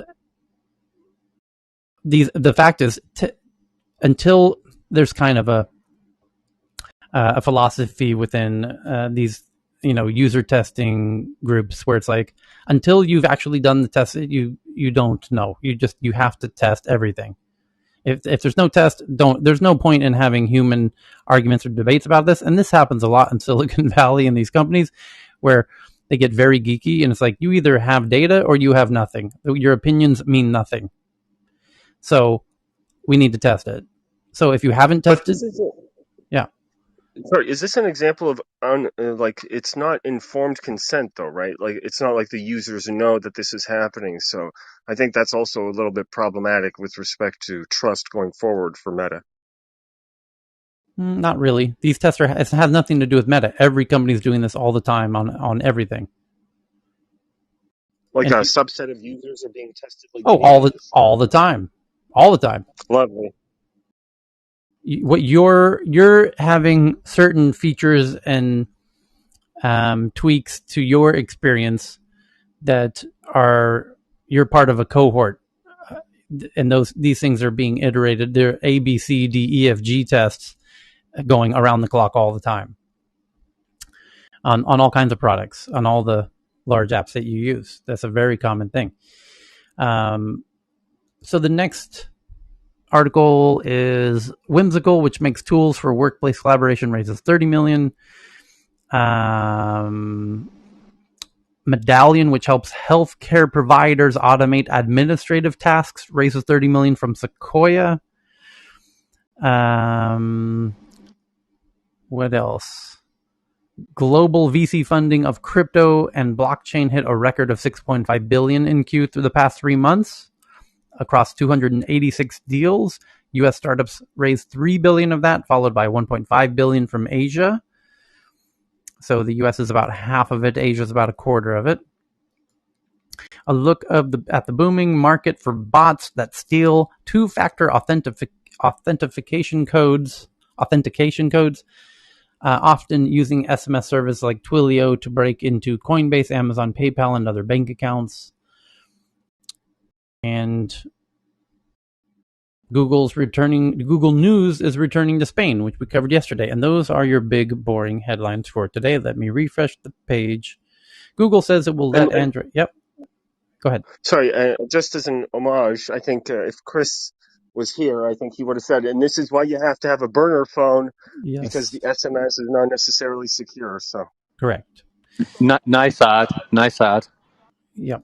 I'm trying to get Otter AI to clip out the audio clip so we can hear him say it himself going forward in my audio files. The half-hourly reminder to use the burner phone. A look at, so there's a new article that just came out since we went through the top headlines, a new one that's getting traction now that the West Coast of America is waking up. It says, a look at Match Group's plans for Tinder, because they own Tinder. In fact, they own all the dating apps, and Explore, including an expansion of virtual goods that incentivize engagement and metaverse-like dating platform. So Tinder is going to have virtual goods that you can buy for virtual flowers, perhaps. Tinder has already undergone a big revamp with its recent launch of Explore, a new section inside the app that will enable more interactive experiences, including the second Swipe Night series, a real-time chat, interest-based matching, and more. Now, Parent Group Match is detailing its longer-term vision for Tinder and Explore, which will expand to include exclusive shared and live experiences and virtual goods-based economy. Did I not tell you that social commerce would even come to Tinder? And I heard some of you laugh when I said that. Yes, you laughed. I said social commerce is going to come to TikTok, Instagram, Facebook, of course, Twitter. I said Pinterest. It's now come to Pinterest. I even said even Tinder. And some of you laughed. Admit it when I said that. Guess what will be the top seller? I don't want to know, Cheryl. I hope you mean flowers. Yeah. Cheryl. So, it says the virtual goods-based economy supported by Tinder's new in-app currency, Tinder Coins. In addition, Match spoke today about its broader plans for a dating metaverse and avatar-based virtual experiences that may later roll out to apps across its portfolio, including Tinder. In terms of a virtual economy, the first phase of its development includes Tinder Coins, which are already being tested in several markets, including a few countries in Europe. Next year, Tinder Coins will become available to global users to make in-app purchases of Tinder a la carte products like Boost and Super Likes, tools aimed at helping online daters get more matches. They'll also be used for new pay-as-you-go products that were previously only available with subscription, like the See Who Likes You feature, and they'll be used to incentivize certain behaviors on the app, like encouraging members to verify their profiles. Again, I got 2 predictions in one article. There we go. There's a first. And verification. Yeah, and add videos to their bio, for example. Okay. Longer term, however, Tinder will evolve its app to include virtual goods and trading ecosystem, which is being planned for 2022 and beyond. The strategic initiative is detailed during Tinder's parent company Match Group's Q3 earnings, including its shareholder letter on its earnings call, blah, blah, blah. Okay. I don't have much to read into that area, Tyler, but like the whole VR space, is there a whole Do Tinder have the concept of in person like deal flow stuff within their model, and then also the VR stuff, or is that It didn't I'm say. making this up? No, I love the Yeah, but idea. you can Well, imagine them doing something like of that. course I can. Well, it's an important question, honestly, because historically, dating websites were in your browser on your desktop. Windows 95 back in the day. It was whatever the websites were called. And then came the iPhone. And those traditional legacy dating websites could not figure out how to make an app for the iPhone because of the smaller screen. And then Tinder came along and said, Sean Rad, who by the way is a dear friend of mine, had the vision perfectly, nailed it. And by the way, Sean has popped here into Tech News Around the World a couple times in the audience, and I didn't in the early days. I think Cheryl might remember a couple of times. So is Daniel Ek, by the way. Anyway, so Sean has come to my event in Sweden multiple times. And I got to tell a funny story about that, because Sean is the co-founder of Tinder and was the CEO of Tinder for the majority of Tinder. He had access to all of these amazing features. He could instantly open the app in any city when he would visit me in Stockholm, find the ladies who had been most swiped right on, meaning the most beautiful, or swiped left, I forget which is beautiful and which is not. But anyway, he could easily see the most liked ladies in all of a city, and then start messaging them directly and saying, oh, by the way, I'm the CEO of Tinder. Would you want to have coffee or whatever? And it was like the most incredible. It was just ridiculous to watch him use Tinder. Anyways, but he and Brian, who was the chief product officer, who's also a friend of mine, even before he was at Tinder. And so with Sean Rad, we're all from Santa Monica. And Brian and Sean and myself, and we've all known each other even before Tinder. So Brian was a product genius, by the way, and really made Tinder in many ways the product success that it is. But the point is that it took reimagining a dating experience on a whole new platform, meaning the smartphone rather than the browser. And you can see with your eyes just how incredibly different Tinder was as an experience from, say, a traditional dating website, which looked like almost like a real estate website. Now, the point is, what does a new dating app look like in the metaverse? You have to totally reimagine it all over again. And Tinder might struggle to reimagine itself, just like the dating websites struggle to reimagine themselves on a mobile phone. It's almost a detriment that you have this legacy interface. You almost have an advantage having a completely clean slate and fresh eyes, approaching it with no baggage, if that makes sense.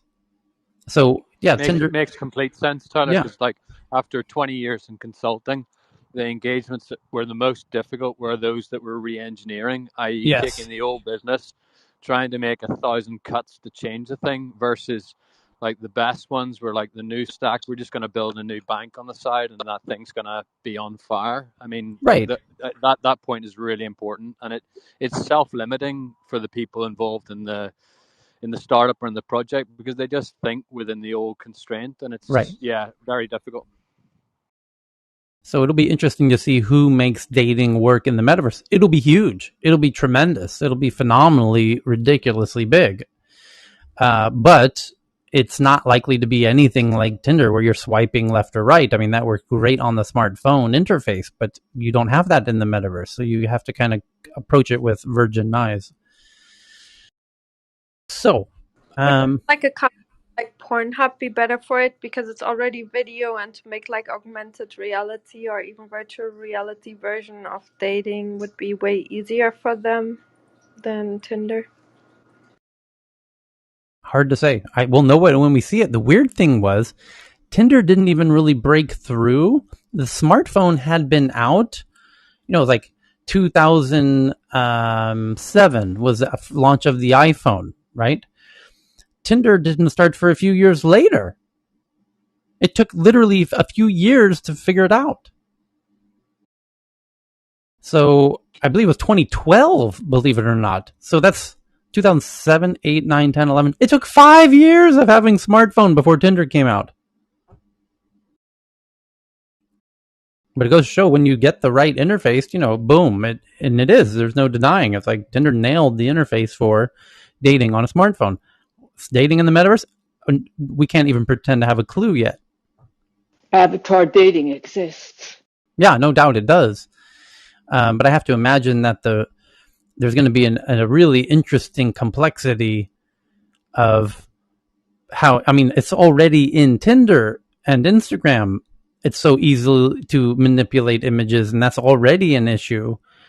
How to have kind of verified images that you can have some kind of believability, that the person isn't, hoodwinking you with their avatar or, images or whatnot. Does it matter though? Because, the porn industry is already making a lot of different tools to have long distance relationships with Haptics. staff, and that you can generate like vibration, all kinds of tactile functions. And combining that with an avatar, who cares anymore how people really look? People are already transitioning in that way, I think. Yeah, and then you add the virtual currency, and you can imagine what kind of services are going to be exchanged. Sex and defense lead the way. Yeah, Dr. Friend, that's not. She knows that's not a joke. Like, that's a common trope in tech. It's like the porn industry and the defense industry fund, so much of the early stages of these developments in tech. It's just a reality, and it'll be true in VR as well. It already is. Tyler, what would be fun? I know that we do the startup rooms here, but what would be really fun would be like take a legacy business and one of these guys that they're looking for new ideas. It'd be really fun for this team to brainstorm just like we're doing now to help fuel their new product roadmap. Just a thought. Yeah. I'm just messaging with Evan, and then JT, you had a link just now about VR with Facebook.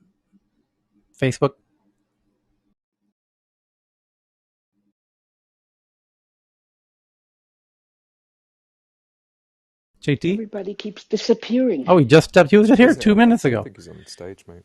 He was just here. Okay. Anyway, JT just found this one. It says Meta offered a glimpse into the XR R&D that's costing it billions.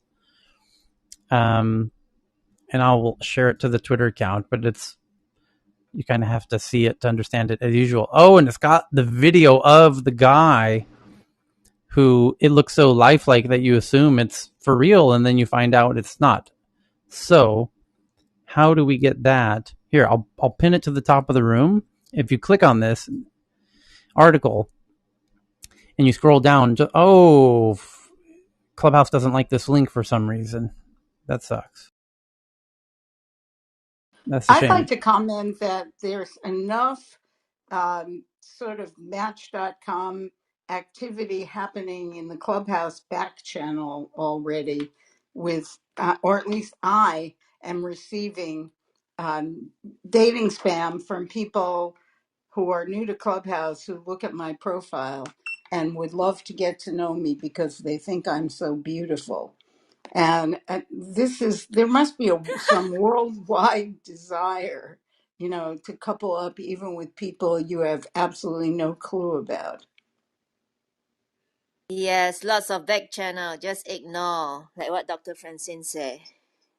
So I got beautiful personality, Dr. Francine. If I can add that, beautiful personality.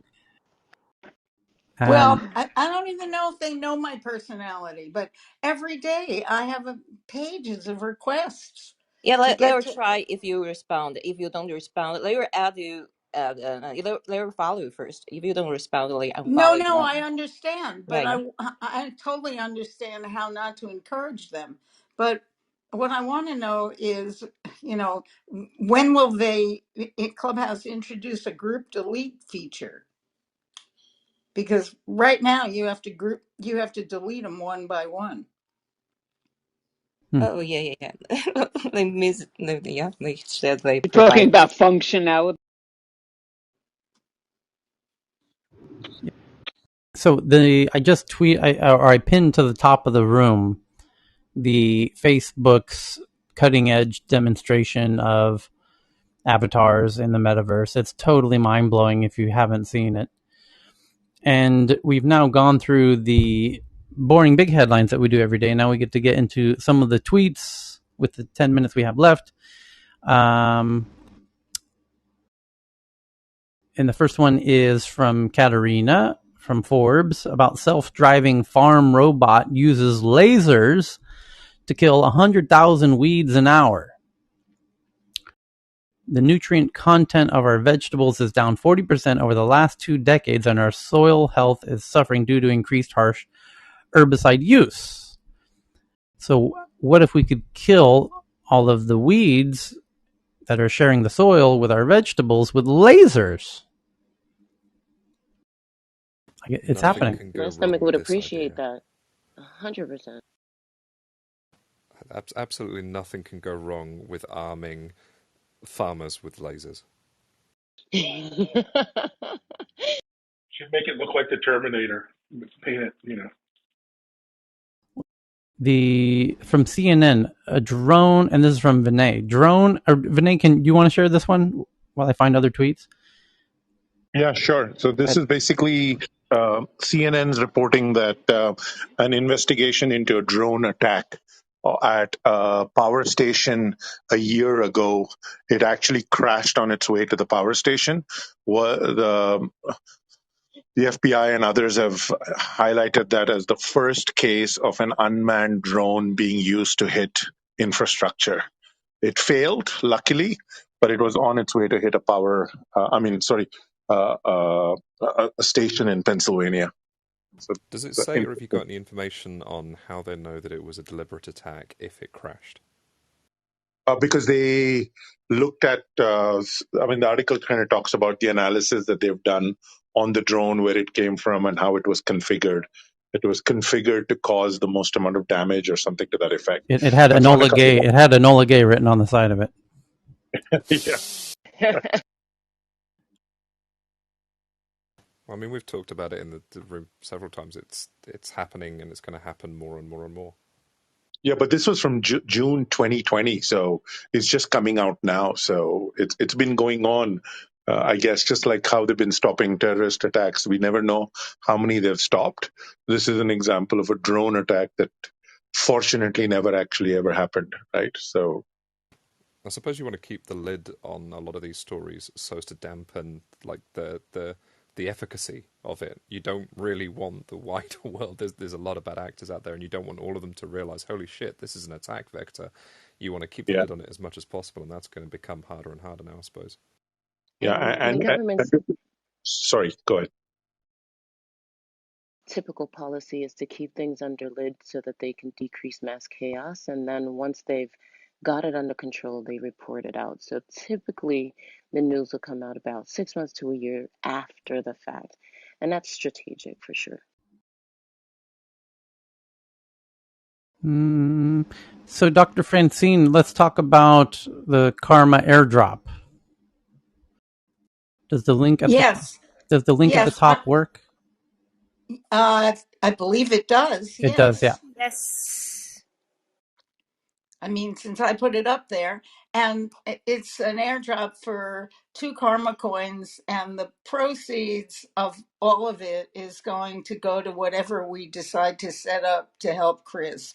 And it can either be in, cryptocurrency or in fiat, depending on how comfortable everybody is. But the real goal is to do something in memory of Chris, and I was going to give the proceeds to my Karma Coin to the Startup Arizona Foundation, but I decided to switch to Chris because Chris's family is actually known to me more than the Startup AZ community because I've been online for the last 2 years.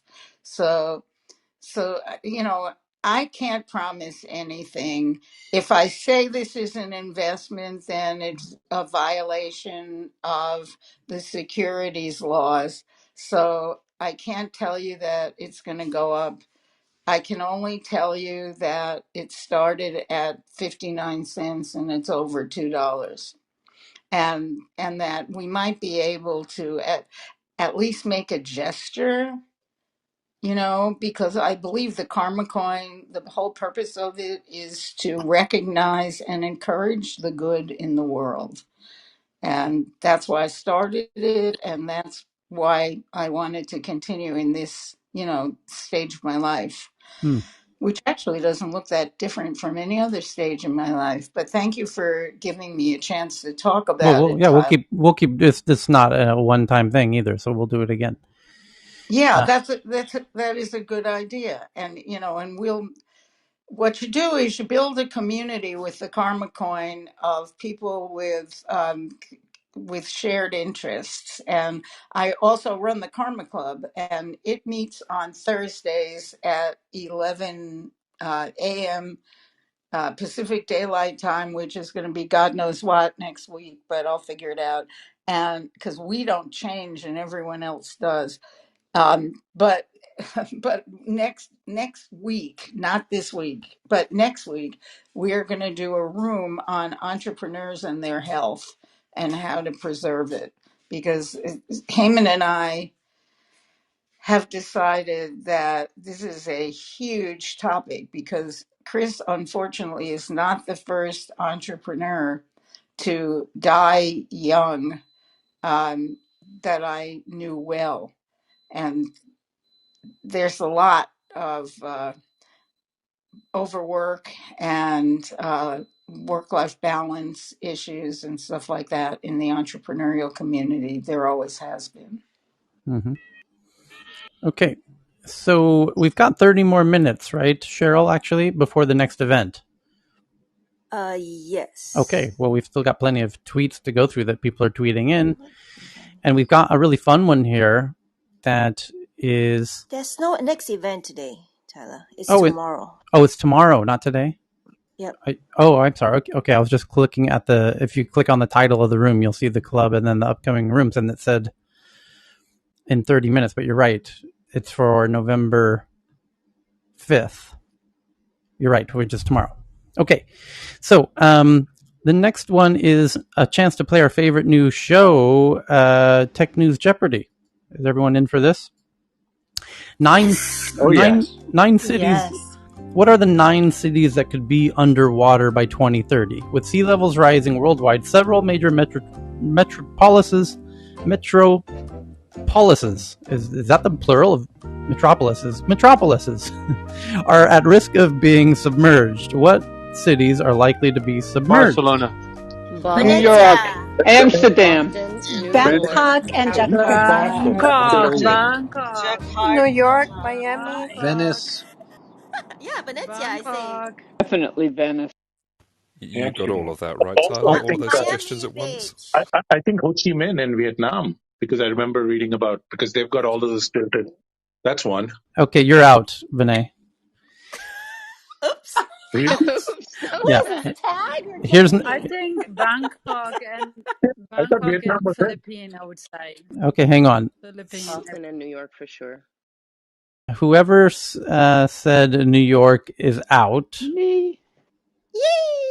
You're out. You're out. You're out. Not me. Ouch. I Ouch. Okay. Ouch. Ouch. I don't I mean to said be. Amsterdam too. Okay, so number 9 is Savannah, Georgia. Number 8 is Georgetown, Guyana. Number 7, give yourself 1 point if you said Bangkok, Thailand. And you should have, because we've talked about that a few times. That's number 7. Yay, I got a point, Tyler. Messi, you always do. Evacuate. Give yourself a Okay, point. what's number 6? Give yourself a point if you said Kolkata, India. Nobody did, but I would have guessed that. I think. Wait.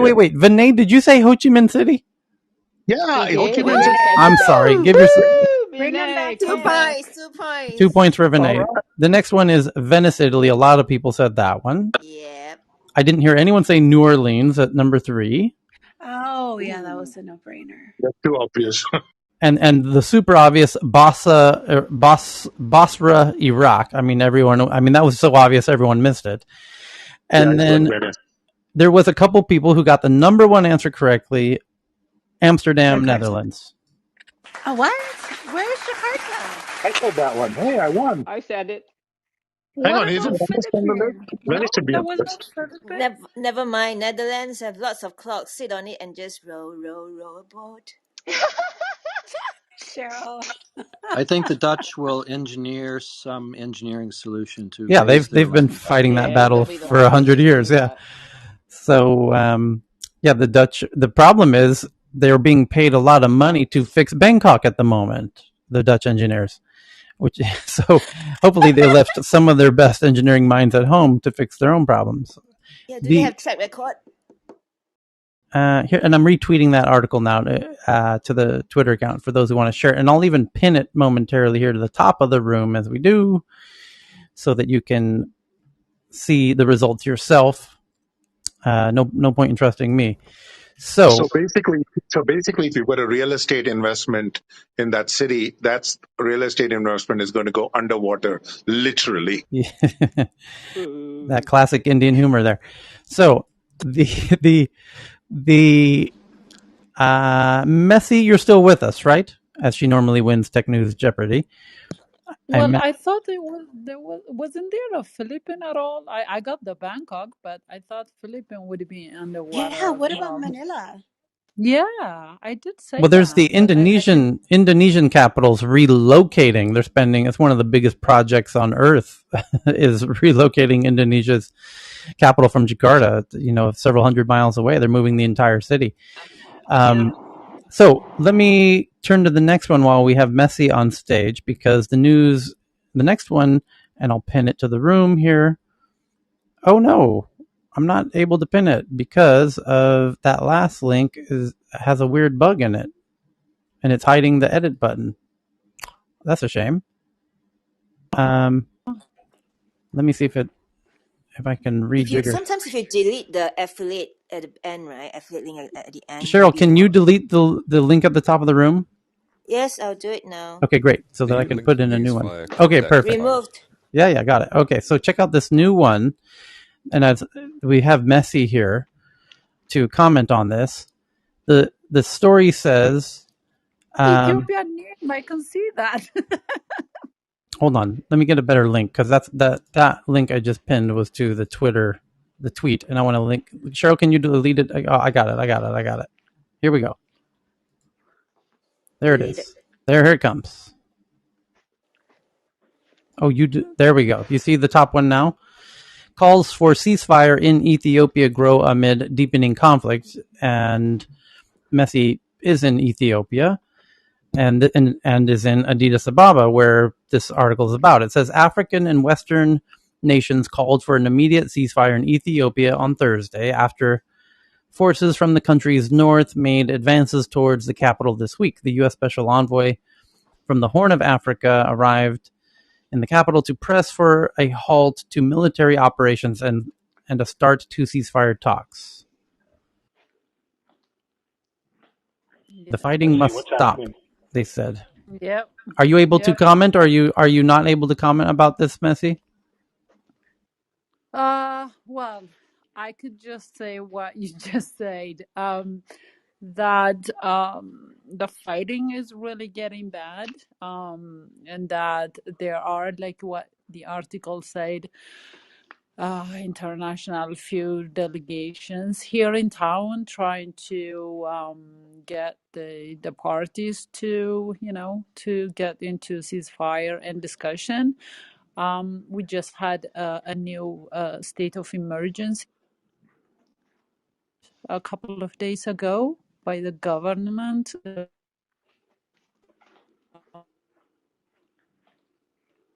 We are losing you, Messi.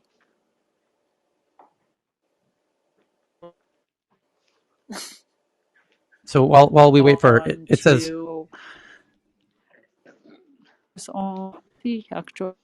We'll try you again in a second, Messi. It says that the conflict started last November when forces loyal to the TPLF, including some soldiers, seized military bases in Tigray. In response, Abiy sent more troops to the northern region. The TPLF had dominated national politics for nearly 3 decades, but lost much influence when Abiy took office in 2018. The TPLF then accused him of centralizing power at the expense of Ethiopia's regional states, which they deny, which accusations which Abiy denies. The Tigrayan forces and their Oromoro allies have made significant advances in the past week. Here's a quote: "We don't intend to shoot at civilians and we don't want bloodshed. If possible, we would like the process to be peaceful." A regional analyst who spoke on condition of anonymity said that the TPLF was likely to hold off any advance on Addis Ababa until they secured the highway running from the neighborhood Djibouti to the capital. That required seizing the town of Mile, and Ethiopian military spokesperson did not respond to requests for comments. Yeah.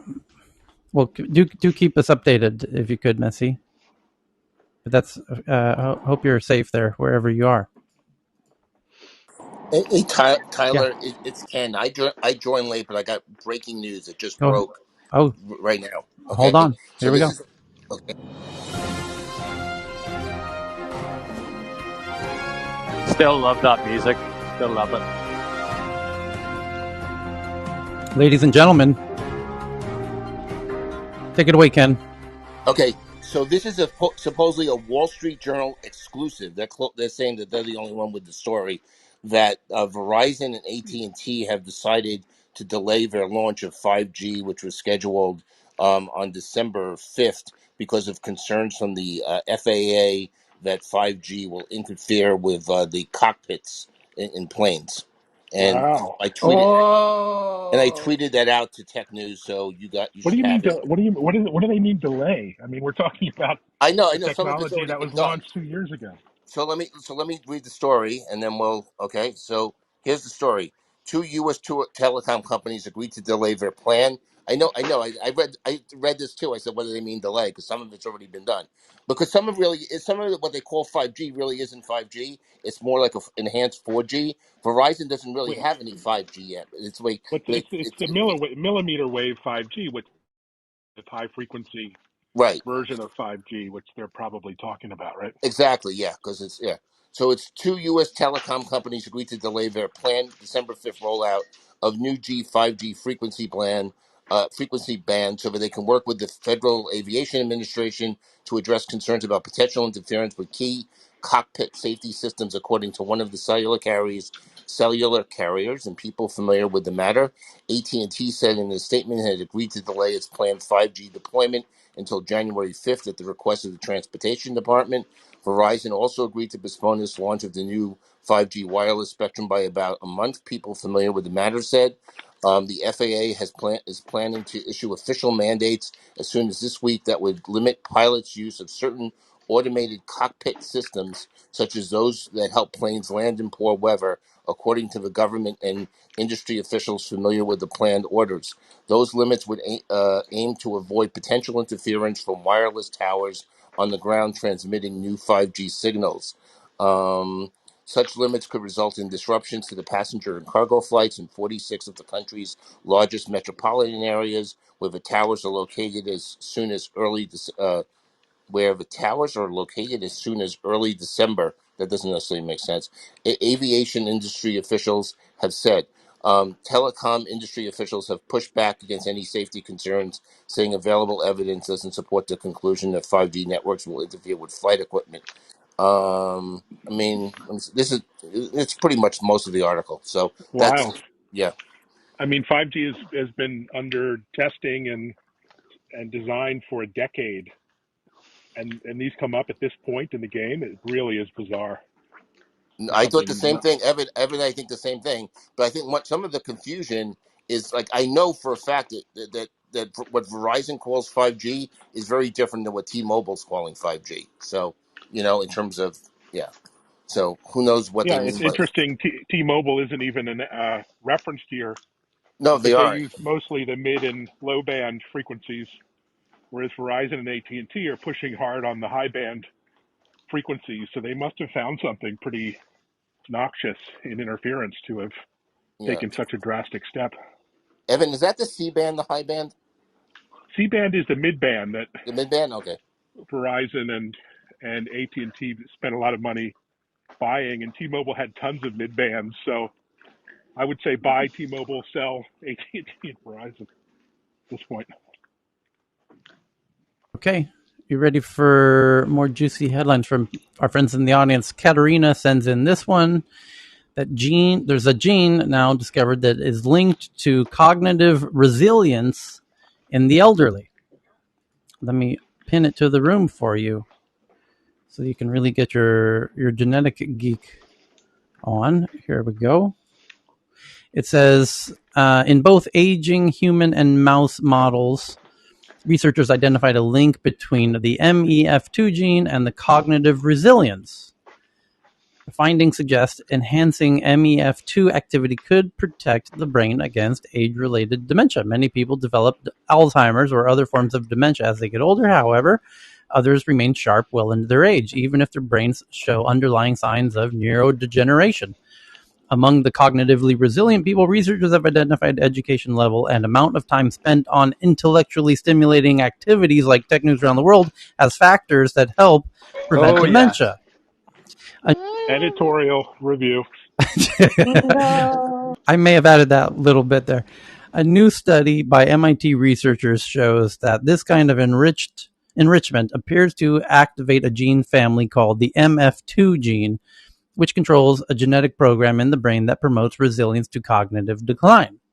The researchers observed this link between the MEF2 and cognitive resilience in both humans and mice. The findings suggest that enhancing the activity of the MEF2 or its targets might protect against age-related dementia. Here's the quote. It's increasingly understood that there are resilience factors that can protect the function of the brain, says director of MIT's P. Cower Institute of Learning and Memory. Understanding the resilience mechanisms can be helpful when we think about therapeutic interventions or prevention of cognitive decline and neurodegeneration-associated dementia.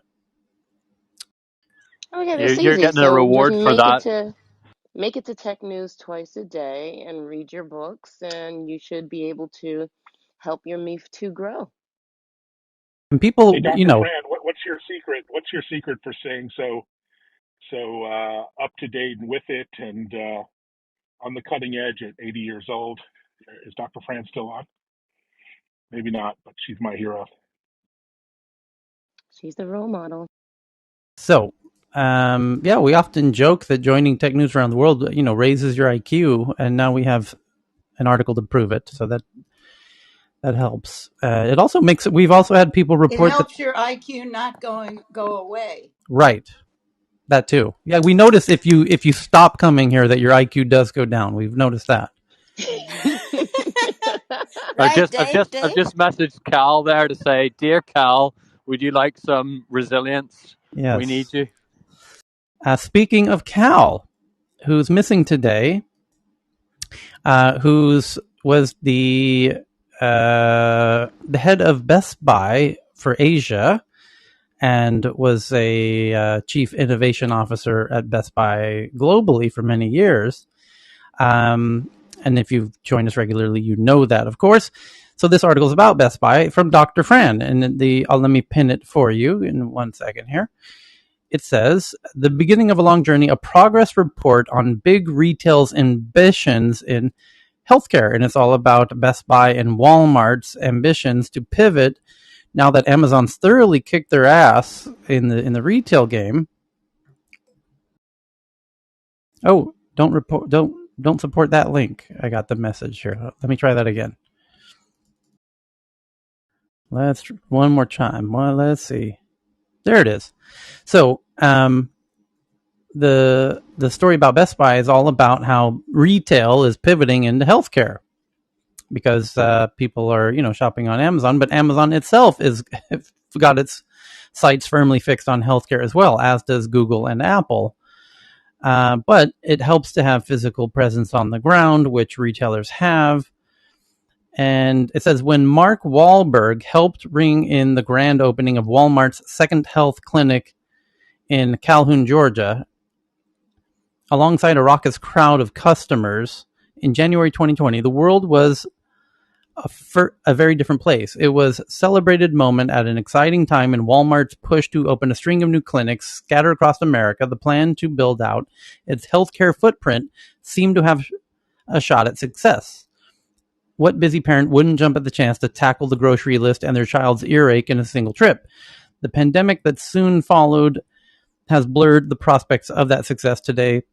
With COVID-19 curbing foot traffic and giving virtual care a clear, if temporary, edge, Walmart appears to be facing a reality check on its lofty visions of high-touch in-person care. The retailer has opened just 20 of the 125 clinics it planned to have operational by the end of the year.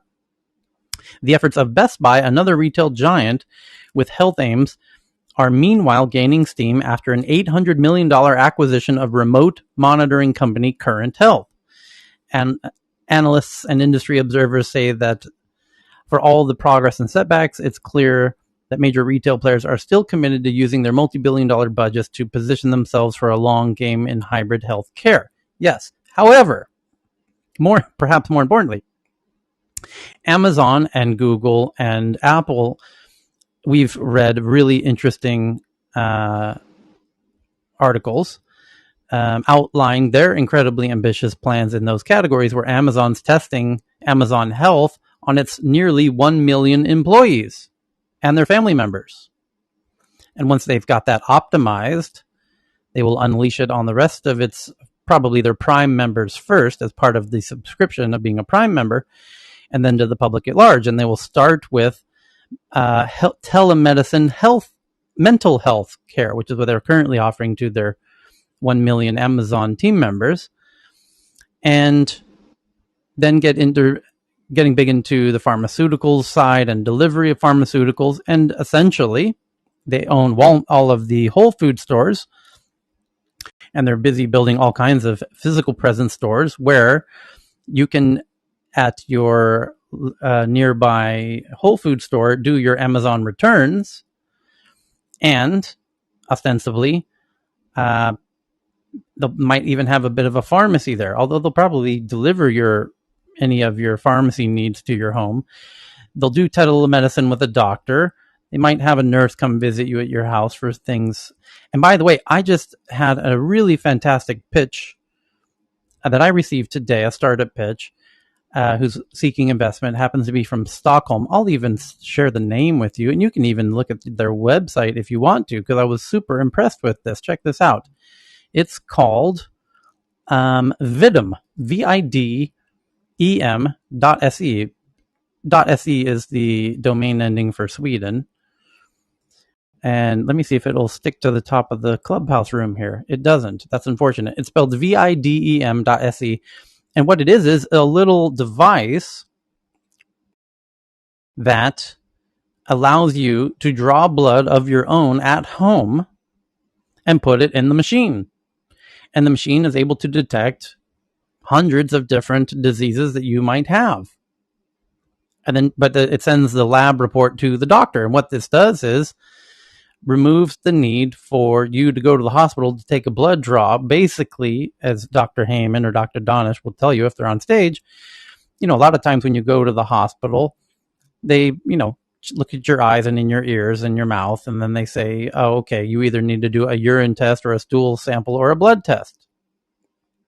Well, the blood test can, a lot of the things that can be discovered from a blood test, which is a lot of like your white blood cell count, your red blood cell count, your blood sugar level. There's tons of different data points that can be determined from this little box that you can now have ostensibly at your house, especially if you need regular checks on your kind of vitals or on your vitamin D levels and all your kind of levels that need to be checked. And that could be incredibly time saving to have the machine be this miniature lab in your house that sends the data to your doctor, and then your doctor makes the assessment and the decision of what you need to do. It's purely like what's the turnaround time for the results though on the Vitam product? I think it's a great question. I'm not sure, but I've selected them to pitch at my event on Monday, which I'm flying to Stockholm to. If it's less than an hour, it disrupts lab tech. It disrupts Siemens, for example. It disrupts So many different people. I'm a little scared as an old lab tech girl. Yeah, It is. It So is I'd like within an to. hour. I just looked at the website there, Tyler. I think yeah. that's one of the features or the advantages that they're moving on. But for some use cases, and honestly, it won't matter outside of the safety profile piece that you're talking about, Sharon. Obviously, it needs to the samples need to be safely and effectively, analyzed within a certain window. But from a convenience and frankly a health safety standpoint, being able to do a lot of standardized lab draws, not even just screening routine care stuff. I'm thinking about all of the, like, my daughter's had 247 lab draws in her young life. And I know this because she has this lovely little beads of courage thing they have for children at the children's hospital.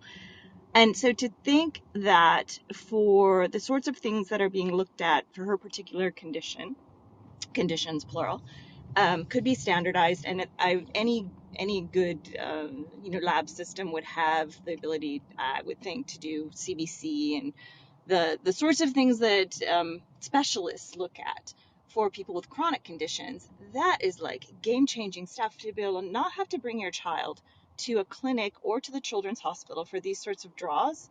I'm Tyler, I will tell you, if you think these guys are on a track and they're interested in the pediatric space, Mm-hmm. I would be more than happy Well, to work with them and connect them to our research partners at the university level, because it's so needed. It's so needed. here's the coolest part is I'm doing this for a physical live event in Stockholm on Monday, where I'm going to fly tomorrow to Stockholm.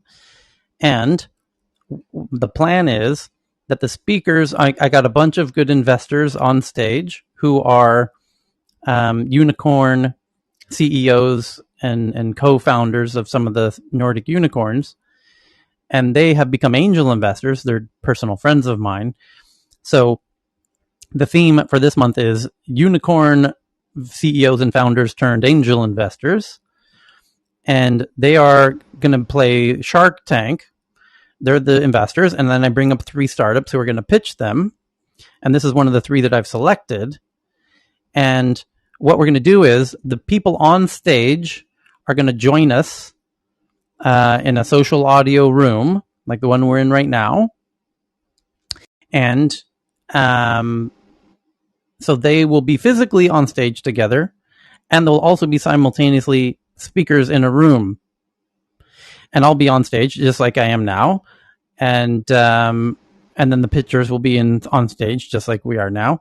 So it'd be like Dr. Fran and Cheryl and Anna Marie are the investors, and Cami and Pat and Heather are the startup pitchers, and we're going to have the conversation in the room in real time. But you can listen in the audience, and you can jump up on stage. And Anna Marie, that'd be great if you jump up on stage and say what you just said to me to the person at the end of their pitch. Wonderful. Yeah, so it'll be. I was looking forward to that anyway, but I'm glad you invited them to be one of your 3. Yeah, Not selfishly. it's a hybrid, social audio / physical event. So we're trying to do the best of both simultaneously. So, it says that the product can provide the result within the hour, and so the next question is, what's their QC process? Mm-hmm. Tyler, where can we read about the Stockholm event? Can you pin the link? Let me try and pin the link. Let's see if my website will work. Yeah, I was going to ask, are there anybody else going from Stockholm or Sweden? Might be nice to take a beer or coffee with Clubhouse group. There's about 400 people going to the event physically. There it is at the top of the room. But I mean Clubhouse people here. I see what you mean. Other than myself, we might convince Ellen to jump over from Oslo or Norway, rather. Johan, Sarah will be there? I actually, I knew that you were coming. I didn't know it was an open event and that it was next week, but it might be that I pop up. In fact, Annika, who just joined us on stage, who I know in real life from Stockholm, who's been to the event several times over the years, because we've done it every month for nearly a decade now, she was likely to pitch her startup. And in fact, if you do come, you almost certainly might see her on stage momentarily, where I'm going to have all of the women entrepreneurs who asked to pitch at the event. I'm inviting them to join us on stage and momentarily just explain what they're working on, so that the investors in the audience and anyone in the audience is going to be encouraged to think about who they might know in their network to help connect with the female entrepreneurs on stage. Great fun. I'll look forward to it, Tyler. Very, very graciously of you to invite us. Thank you. Yeah, sure. So, a few more headlines, perhaps. Tyler, real quick. Yes. If we want to do a deep dive, either in this room or in the MedTech room, I can reach out to some folks at Best Buy Health, and my friend Maya is VP of Health Merchandising at Walmart. I would imagine that they have probably, a health services as well as the merchandising aspect, but I think it could be really interesting to get some of those leaders in the room and get their point of view. And the other piece that I would say, and Cal and I have, shared it in the past, Best Buy, this is not its first foray into healthcare. In 2008, we, were piloting something called EQ Life, and it was way too advanced. It was too far into the future. But it's really interesting to see now that Best Buy Health is actually listed as a healthcare organization, if you will. And so I'm just really curious to see how, just given the timing, the integration of technology into our lives, that's much tighter than it was 15 years ago, as well as just the other players in the space, to see how it will all play out. Yeah. Thank you. That'd be fantastic. The next one is also on the health tip a little bit, from Tomoko in Japan. And I just invited up Akiko, who's raised her hand from Japan as well. So, dozo yoroshiku. The next one says that AI algorithm quickly identifies heart failure. And this is from NVIDIA's developer blog. And you might be thinking, what the hell does NVIDIA have to do with healthcare? Well, NVIDIA has a lot to do with AI, building kind of the optimized processors for doing AI. And let me pin this one to the top of the room for you. There you go. And it says that Mount Sinai researchers have created a new AI technology that can identify small changes within the heart and accurately predict heart failure in advance. That could be very helpful. That could save your life. Recently published in the Journal of American College of Cardiology, Cardiovascular Imaging, the research could lead to faster diagnosis and earlier detection of cognitive heart failure, helping doctors treat patients more effectively and slow disease progression. Here's the quote. We showed that deep learning algorithms can recognize blood pumping problems on both sides of the heart from ECG waveform data. Ordinarily, diagnosing these types of heart conditions requires expansive and time-consuming procedures. We hope that this algorithm will enable quicker diagnosis of heart failure.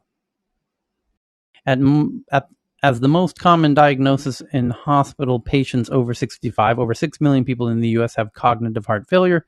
The condition occurs when the heart is unable to pump blood through the body efficiently, with blood returning to the heart faster than it can be pumped out and creating congestion.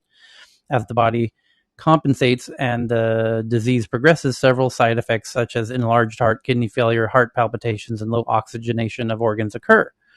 When diagnosing heart disease, doctors often use electrocardiograms for measuring heartbeat and electrical activity, along with echocardiograms for detailed heart images. However, diagnosing heart failure requires expertise, special equipment not always readily available, and can be time-consuming. The researchers worked to create a deep learning framework that evaluates the function of the left and right ventricles. The team used natural language processing to train a computer to read and process written reports, along with correlating echocardiogram and electrocardiograms from 1,048,000 patients, using over 700,000 echocardiogram and electrocardiogram reports from 4 different hospitals in the Mount Sinai Health System. The researchers trained the neural network to find patterns and recognize pumping strengths. Data from a 5th hospital was used to test the algorithm. And then the models were trained on a HIPAA-compliant NVIDIA GPU-accelerated Azure Cloud virtual machine with NVIDIA V100 Tensor Core GPUs, as you would do.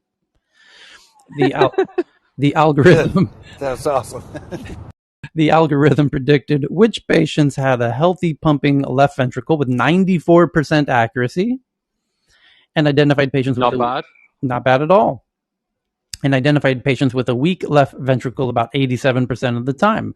Right ventricle function was harder to predict, and the algorithm hit 84% accuracy when predicting which patients had weak right valves. Last quote, our results suggest that the algorithm could be a useful tool for helping clinical practitioners combat heart failure suffered by a variety of patients, says Glicksenberg. We are in the process of carefully designing prospective trials to test out its effectiveness in a more real-world setting.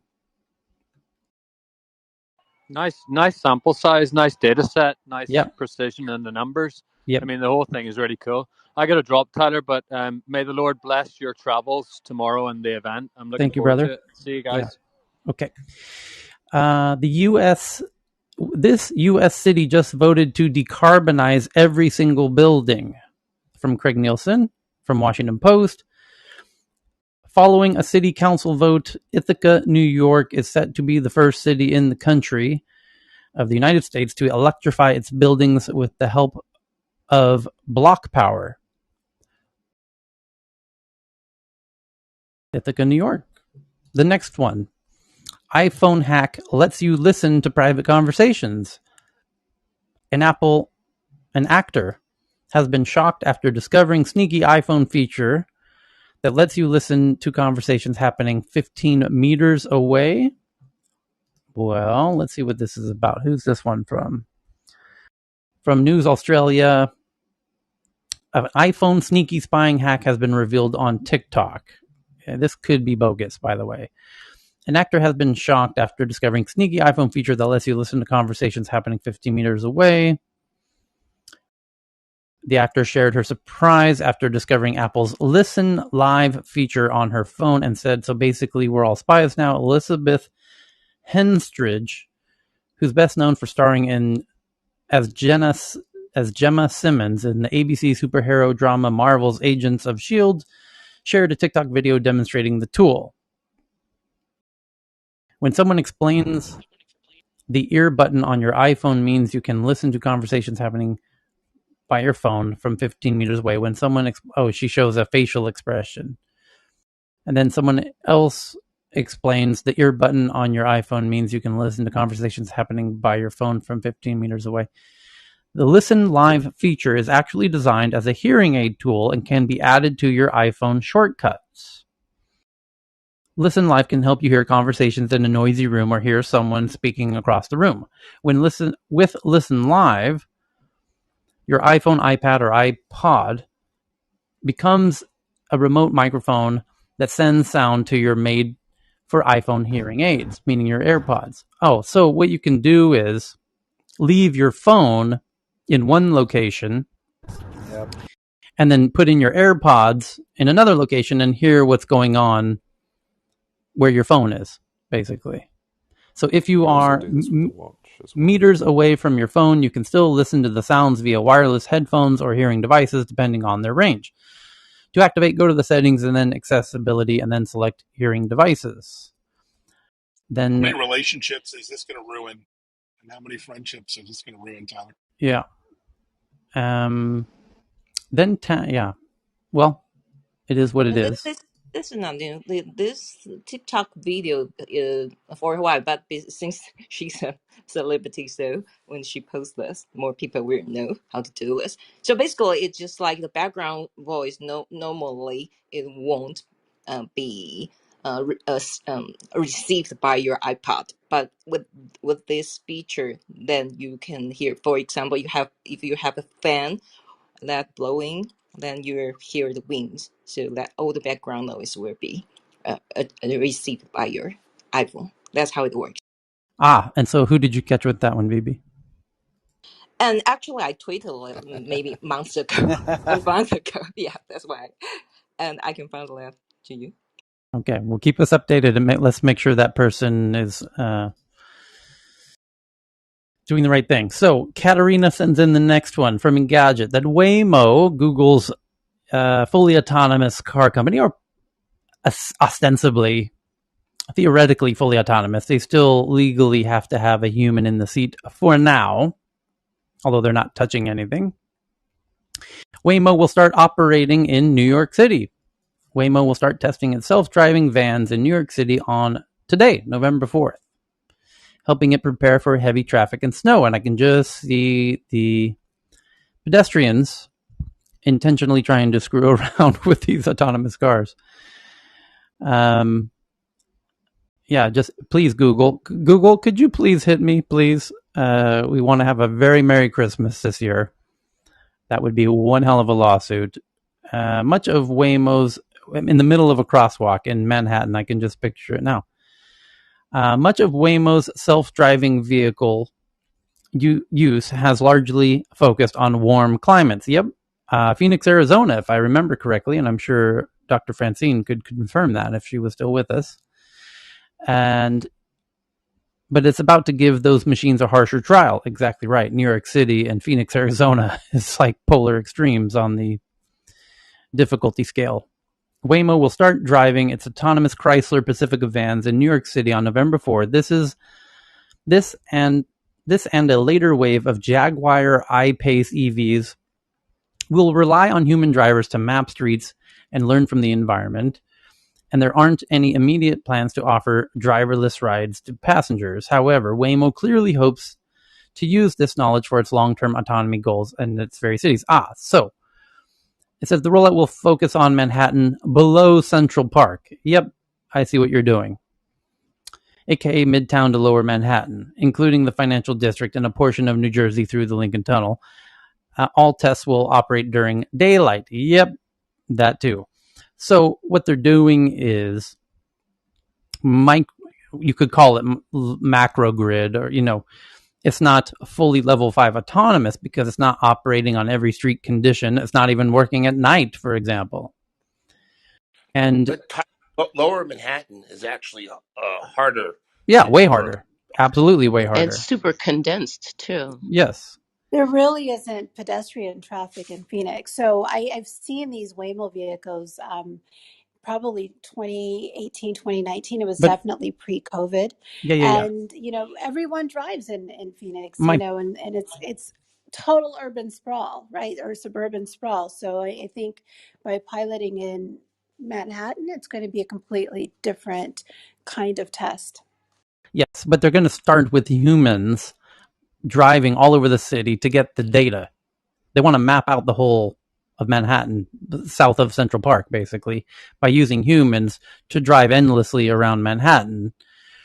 And once... I say this, Tyler, Lower Manhattan is actually more difficult to drive during the day. I understand. Than it is. So, I get that, but they're using humans to drive the cars to get the data that they'll then train the algorithms on. That's why they need it during the day. I will be amazed if an autonomous car can figure out how Me to too. get around a truck in Lower Manhattan that's Amen. blocking half the street. And bicycles and people pushing baby carriages. And jaywalkers. I'll eat my shoe if you can get an autonomous car to operate in Ho Chi Minh City. Left or right? With the Vespa in all direction. Or even cross the road in Ho Chi Minh City, right? I'll eat my shoe if you can, as a white person, can cross the road in Ho Chi Minh City. Yep, it's tricky. So the next one is from Katarina. No, that's a duplicate. India to hold annual drone technology conference soon. Vinay, did you send this in? The Ministry of Electronics and Information Technology is getting ready to host a national drone technology conference in India. Minister of State for Electronics Rajiv Chandrasekhar said today. He didn't provide too many details about the conference. Well, yeah, because Pakistan. There's about 45 drone startups in the last 12 months. 7 of them have won contracts from the Defense Department. India has a drone policy, which is going to allow this drone flight paths that are allowed for commercial use, everything from 10 kilos to 100 kilo package deliveries. It's been allowed. So drone investment is huge. The estimate is already there's been over $1 billion of investment in drone startups. Yeah, they're really taking off right now. Hold on, we have a sound for that. So, Amazon launches a $70 air quality monitor for Alexa. Amazon unloaded a whole slew of new smart home devices back in September, but a smattering of products are still trickling out ahead of the holidays. Certainly, a smart air quality monitor isn't as expected as, say, a giant Echo Show, home robot, or even thermostat, but at least the inherent value in such a product is clear. The device is designed to measure the air for particulate matter, including carbon monoxide, dust, and volatile organic compounds, essentially chemicals in the air that could harm you. There's also built-in temperature and humidity detection.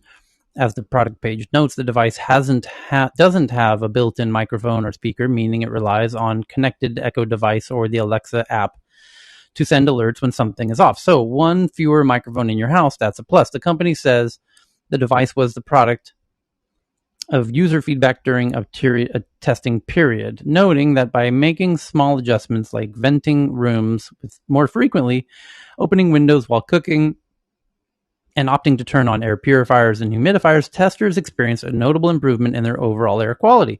With these small adjustments, they also told us they were able to breathe easier in their homes and sleep better throughout the night.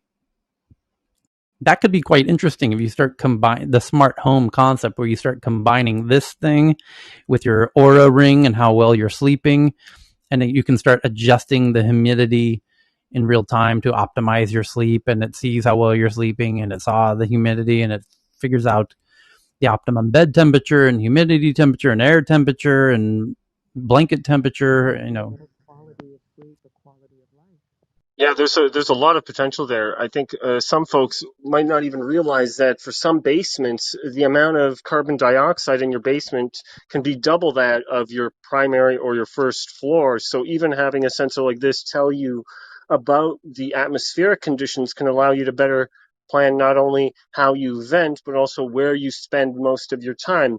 Oftentimes you can be in a situation and you're like, oh, wondering why you're so sleepy. And it might just be a function of the air quality momentarily or chronic in some instances. Yeah, very interesting. So Dr. Fran sends in a comical one. For Mashable, the headline reads, "Raisins have the internet divided thanks to a viral TikTok video. People feel strongly about their mac and cheese ingredients, apparently." Well, that's a touchy subject. Don't put raisins in my mac and cheese. Nobody does I that. thought it was potato salad. Or Hold on, potato nobody salad. Quick actually does question. that, What right? kind of cheese do you use for your mac and cheese? Oh, that's interesting. Processed I do cheese or Cheddar several. And a and bechamel yeah, sauce. 3 at least. Yeah. Okay. So we got a few more here. The one from Dr. Fran. Cruise, which is a partnership between, what is it, GM and Intel and an Israeli autonomous company, if I recall correctly. Someone can correct me. I think I got it right, though. Employees of Cruise, the self-driving subsidiary of General Motors, which, by the way, was also operating in Manhattan, can now jump inside one of the company's autonomous vehicles that are operating in San Francisco.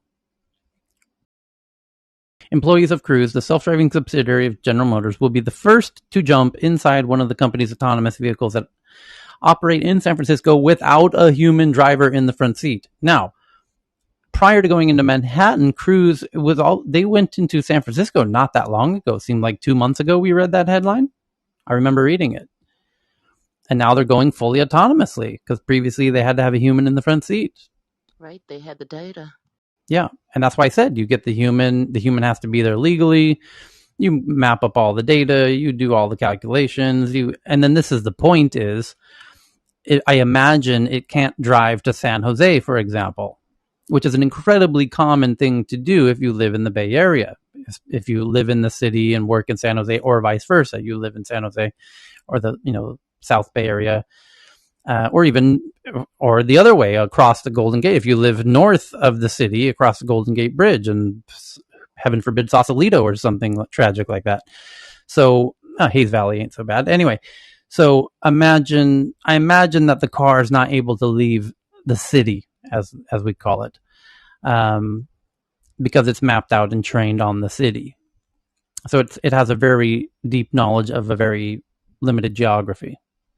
Cruise, that would be interesting to find out, because then that's how the beginnings of you get a whole bunch of unlocks starting to happen. You don't need truly level 5 autonomous to drive every possible scenario. You can have kind of limited level 5 of a particular geofenced area. Cruise co-founder, CTO, and president Kyle Voigt was reportedly the first to ride the driverless AV, and he gushed about it all over Twitter, saying, "Number one, Monday night was the night I'll never forget. I'm still speechless. I got to take the first ride by anyone ever in a driverless robotaxi in the streets of San Francisco. This was officially ride number one for Cruise." Full story and vids below. Let me share the link at the top of the room because Cheryl's not able to. He says, around 11 p.m. Monday night, we launched an AV without anyone inside for the first time. Until now, we've been testing with humans in the driver's or passenger seat, so this was the first. It began to roam around the city, waiting for a ride request. At 11:20 p.m., I used the Cruise app and summoned my first ride. After a few minutes, one of the Cruise AVs drove up to me and pulled over. Nobody was inside the car. I pressed the start ride button, and the AV smoothly pulled back into traffic. He also said he requested 5 more rides that night. The rides had been at night because, according to the stipulations of Cruise's driverless deployment permit for the California Department of Motor Vehicles, the company can only operate driverless between the hours of 10 p.m. and 6 a.m. at a max speed of 30 miles per hour. Hence San Francisco. Cruise received the permit and now we understand why they're in San Francisco and New York, because in most cities of the world, 30 miles per hour is not usable. But in those very specific cities, that actually is kind of a normal traffic speed in those incredibly dense areas. Tyler, another piece of this is just the demographics of the population. So my brothers happen to live in Arizona, and I swear when my youngest brother got his license, it was like a 20-year window before he needed to renew it. I mean, I just remember being out to dinner and we were laughing. I just pulled it up.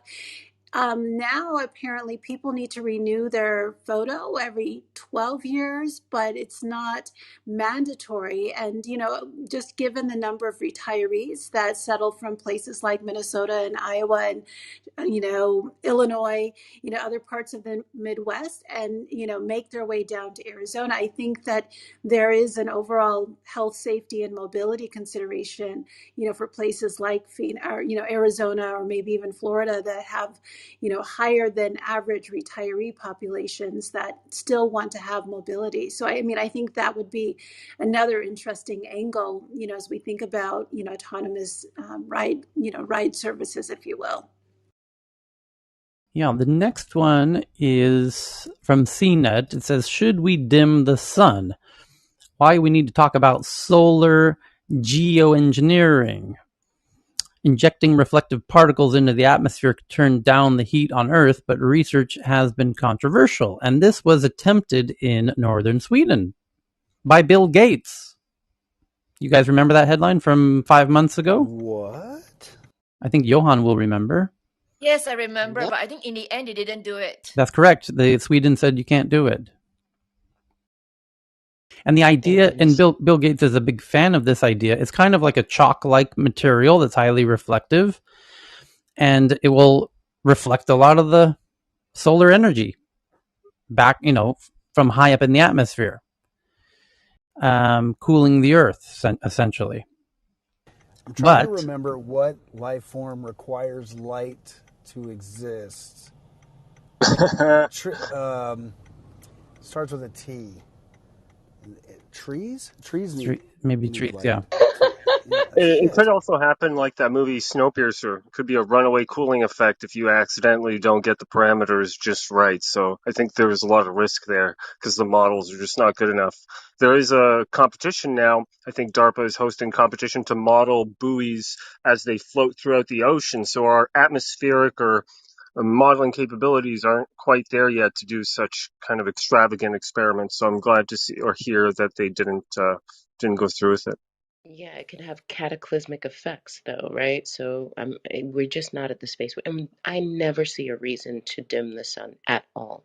You're causing so many things that could potentially occur, and it can have a rippling effect before you can even get ahead of it. No, it's a no for me.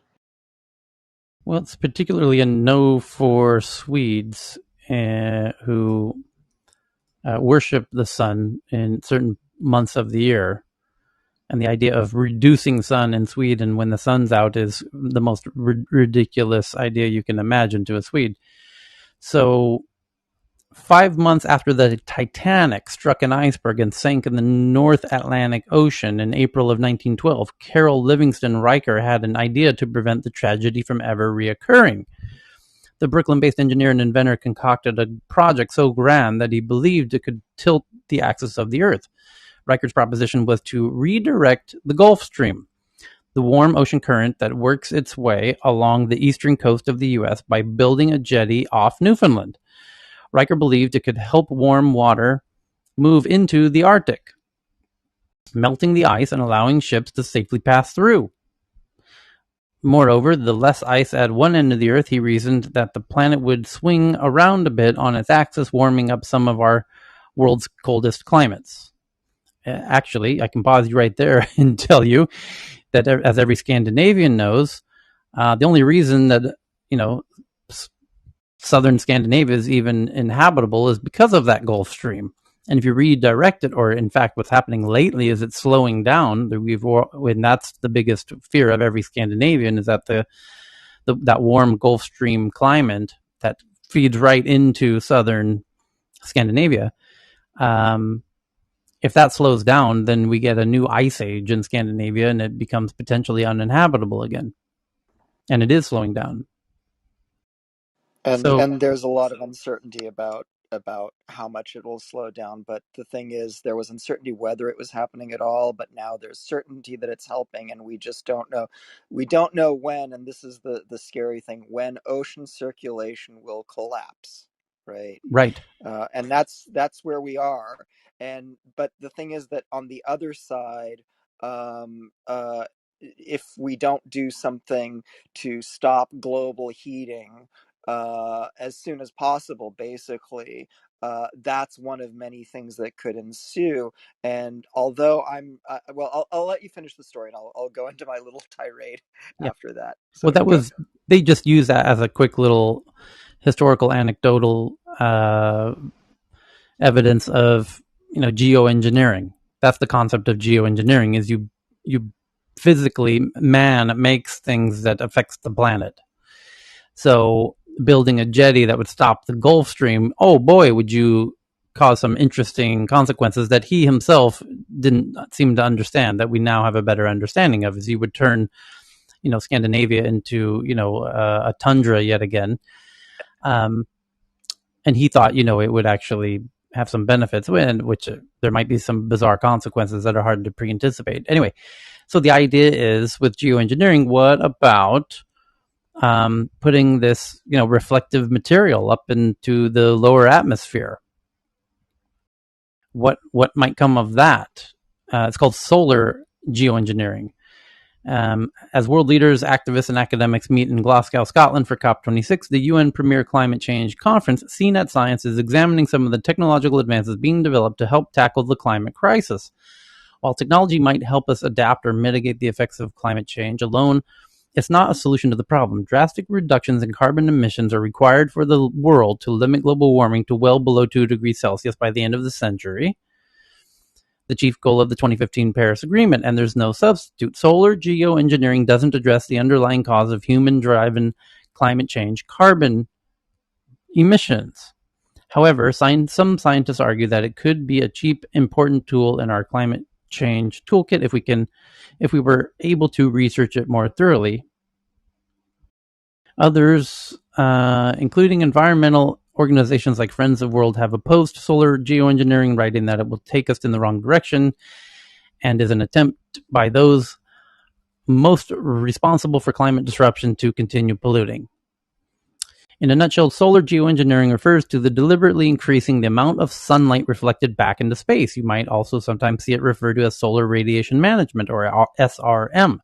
The most discussed approach, at least in recent years, involves releasing reflective particles into the atmosphere, the second layer of Earth's atmosphere, which extends to the edge of space. These particles, or aerosols, linger in the air and would be made of sulfate or calcium carbonate.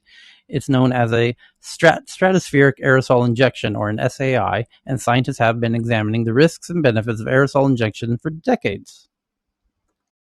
Nature is the best geoengineer, and volcanic eruptions are their own form of solar radiation management. During an eruption, plumes of smoke filled with sulfates can dim the sun. The Pinatubo eruption, the second largest in the 20th century, dropped planetary temperatures by half a degree in 1991.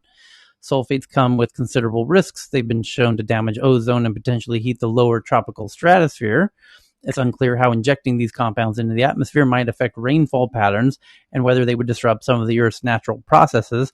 In one sense, we might be changing the climate even more than we know. One high-profile SAI project is Harvard's Stratospheric Controlled Perturbation Experiment, or SCOPEX, which proposes to use a different compound, which is calcium carbonate. In computer models, calcium carbonate, commonly found in limestone and used by snails to make shells, has been shown to have similar effects as sulfates without the ozone-depleting side effects. In fact, some models suggest it might even reverse ozone depletion. Another option is marine cloud brightening, which involves spraying sea salt into the air. In theory, this interacts with clouds to increase their reflectivity. This type of RSM has been trialed over Australia's Great Barrier Reef and is intended to provide additional shade to the expansive coral system. A Dutch chemist and Nobel laureate named Paul Crutzen broached the idea of stratospheric aerosol injection in an essay 15 years ago, igniting a debate over SRM that continues to this day. Even though solar geoengineering has been floated for decades already, some trace it back to U.S. President Lyndon B. Johnson in the 60s, scientists barely speak of it. They certainly weren't conducting the research. Kreutzer's essay, Wagner says, lifted a self-imposed moratorium on discussing or researching the technology. The silence around solar geoengineering was predominantly born of a fear that even speaking about it would create a moral hazard.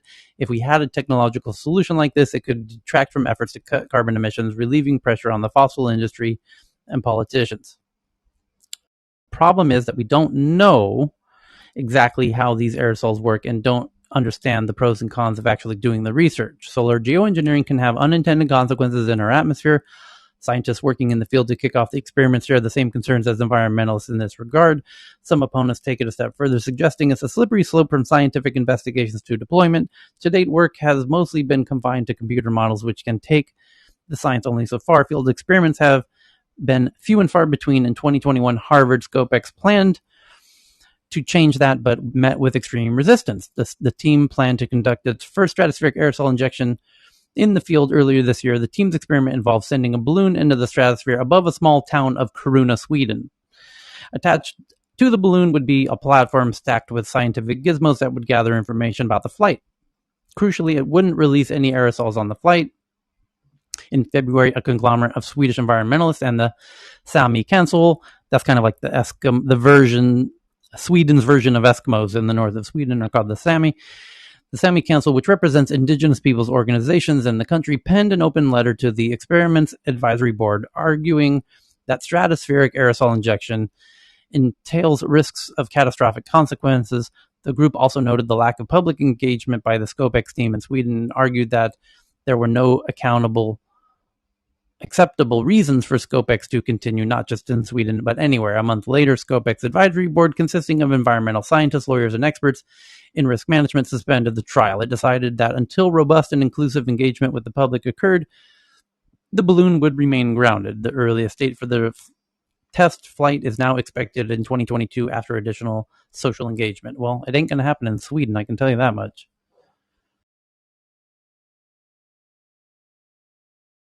So, interesting article. The question is where to test it. Do not test it. If you're going to test it, you have to do it in a controlled manner, and there's just too many variables for me.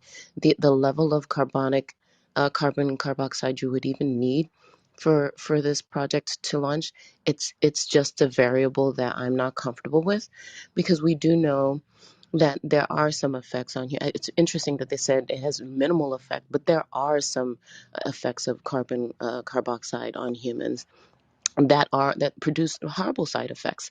And additionally, I'm not comfortable with the not knowing what it would do to our carboxylic cycle and even our entire weathering cycle. And so at the end of the day, yeah, you can potentially you can cause some initial warming, but the gastronomic impact later on could be disastrous, not only for our greenhouse effect, but for human beings as well. You have to understand that some of that is going to be consumed by us as well. And I'm not sure how it's going to affect on Earth as well. I'm just not comfortable with the entire concept. And I don't see a safe way of piloting it before launching such a large project. But I'll football it to Eli, who can say so more eloquently. So, okay, I mean, at scale, all of the things that Sharon just said are true till proven otherwise. There are some minor things that I'd correct, but I agree with the thrust of that.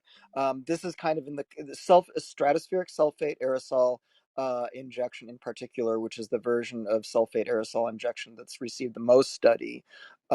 Is in the category of things that I describe as hopeful chemical dumping. We've screwed things up. Now let's try and see if adding a little bit of this other stuff can fix things for us. And it's poorly controlled. I do kind of think though that the if there were no other alternatives, and I'm going to get to the alternatives, the calcium carbonate is worth at least studying in very limited situations to see what that is done. But let me move on to the other forms of solar radiation management, which I think are less problematic and more promising. But before I do, I should mention that any solar radiation management is just a clutch play, and it's one leg of a three-legged stool that lets us really get a handle on the situation and fix the mess that we've made. Specifically, the other two are switching fully to renewables and also getting carbon dioxide removal. In other words, really cleaning up the mess. Not that we're making every year, which would be, what switching to renewables can do for us, but getting, cleaning up what has been accumulating for 2 centuries since the start of the Industrial Revolution. And that has to be done, not least because the excess carbon dioxide in the atmosphere and carbonates in the ocean are associated with ocean acidification. And if we weren't hearing all the headlines about what's happening on land and in the atmosphere, we'd be hearing plenty more about what's happening in the ocean due to ocean acidification, because that is an ecological catastrophe in its own right. And the ocean is already producing less oxygen. Net primary production has already been going down. And coral reefs, if we lose 90% of coral reefs, as we're on track to do, we will also see fish stocks, fish in the ocean decline to 40% of what they are. So no, there is no way around it. We absolutely have to clean up the mess. We have to get excess carbon dioxide out of the atmosphere. But we are also in a situation where we have stressed the climate system so far that it is advancing towards tipping points. And the really scary thing is we don't know where these points are we don't know exactly how far away from them we are. If we stopped emitting carbon dioxide today, other than what we are exhaling, we would continue to heat up. We would continue to lose permafrost. That would continue to emit more CO2 and methane. And at some point, that would start emitting more than we are emitting this year, right? Which is towards the high end of anything we've ever emitted. May or may not be a record. So anyway, on solar radiation management, there are other approaches. Chris and I were actually talking about working on one of them together, which is called cumulus cloud thinning. Cumulus clouds are the thinnish sort of clouds at around 11 kilometers high. And what they do, water is actually a more potent greenhouse gas than carbon dioxide, but carbon dioxide is kind of like the regulator of the system. Without carbon dioxide, it would eventually all rain out and freeze out, and we'd get a new ice age. So we do need, the certain level, 280 parts per million, 300 parts per million of carbon dioxide. But it's much higher, and we have more water in the atmosphere. And among the things that does is contributes to more cumulus clouds. So if we could thin those, more of the light that hit the heat that bounces back from the Earth's surface could just be re-radiated out into space, especially at night. And that would be one way of counterbalancing the radiative forcing due to the excess of greenhouse gases. There are other approaches. Another one that I've also looked at and may pursue is called marine cloud brightening.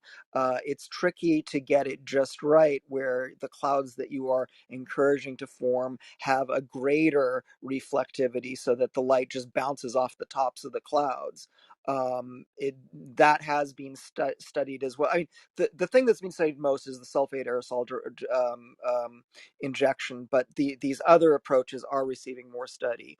The other approach that I have been looking at very seriously, report came out and became clear to me that we could we don't know what the risk is that we will go over tipping points between 2030. Other people that I know and respect don't think it's a major risk till 2030, but 2030 is the date that I think that carbon dioxide removal could really be ramped up and really take us below net zero, even if the world doesn't get it together to reduce fossil fuel combustion.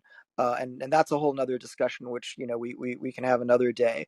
But even if there is only a 1% chance, I mean, that's breaking our climate. And if anybody thinks what we saw this summer uh, is catastrophic, you would not have seen anything yet if we go into over those tipping points into catastrophic climate change. But so the approach that I've been looking at had been proposed actually by a few people. There was an important paper by Edward Teller, of all people, in 1997, and they looked at three methods, including the sulfate aerosol and stratospheric sulfate aerosol injection, which is what they later went with. The goal of that paper, and this is the sad history of the field, was to do something to reduce excess radiative forcing so that we can keep burning fossil fuels longer. So it does have that shady history.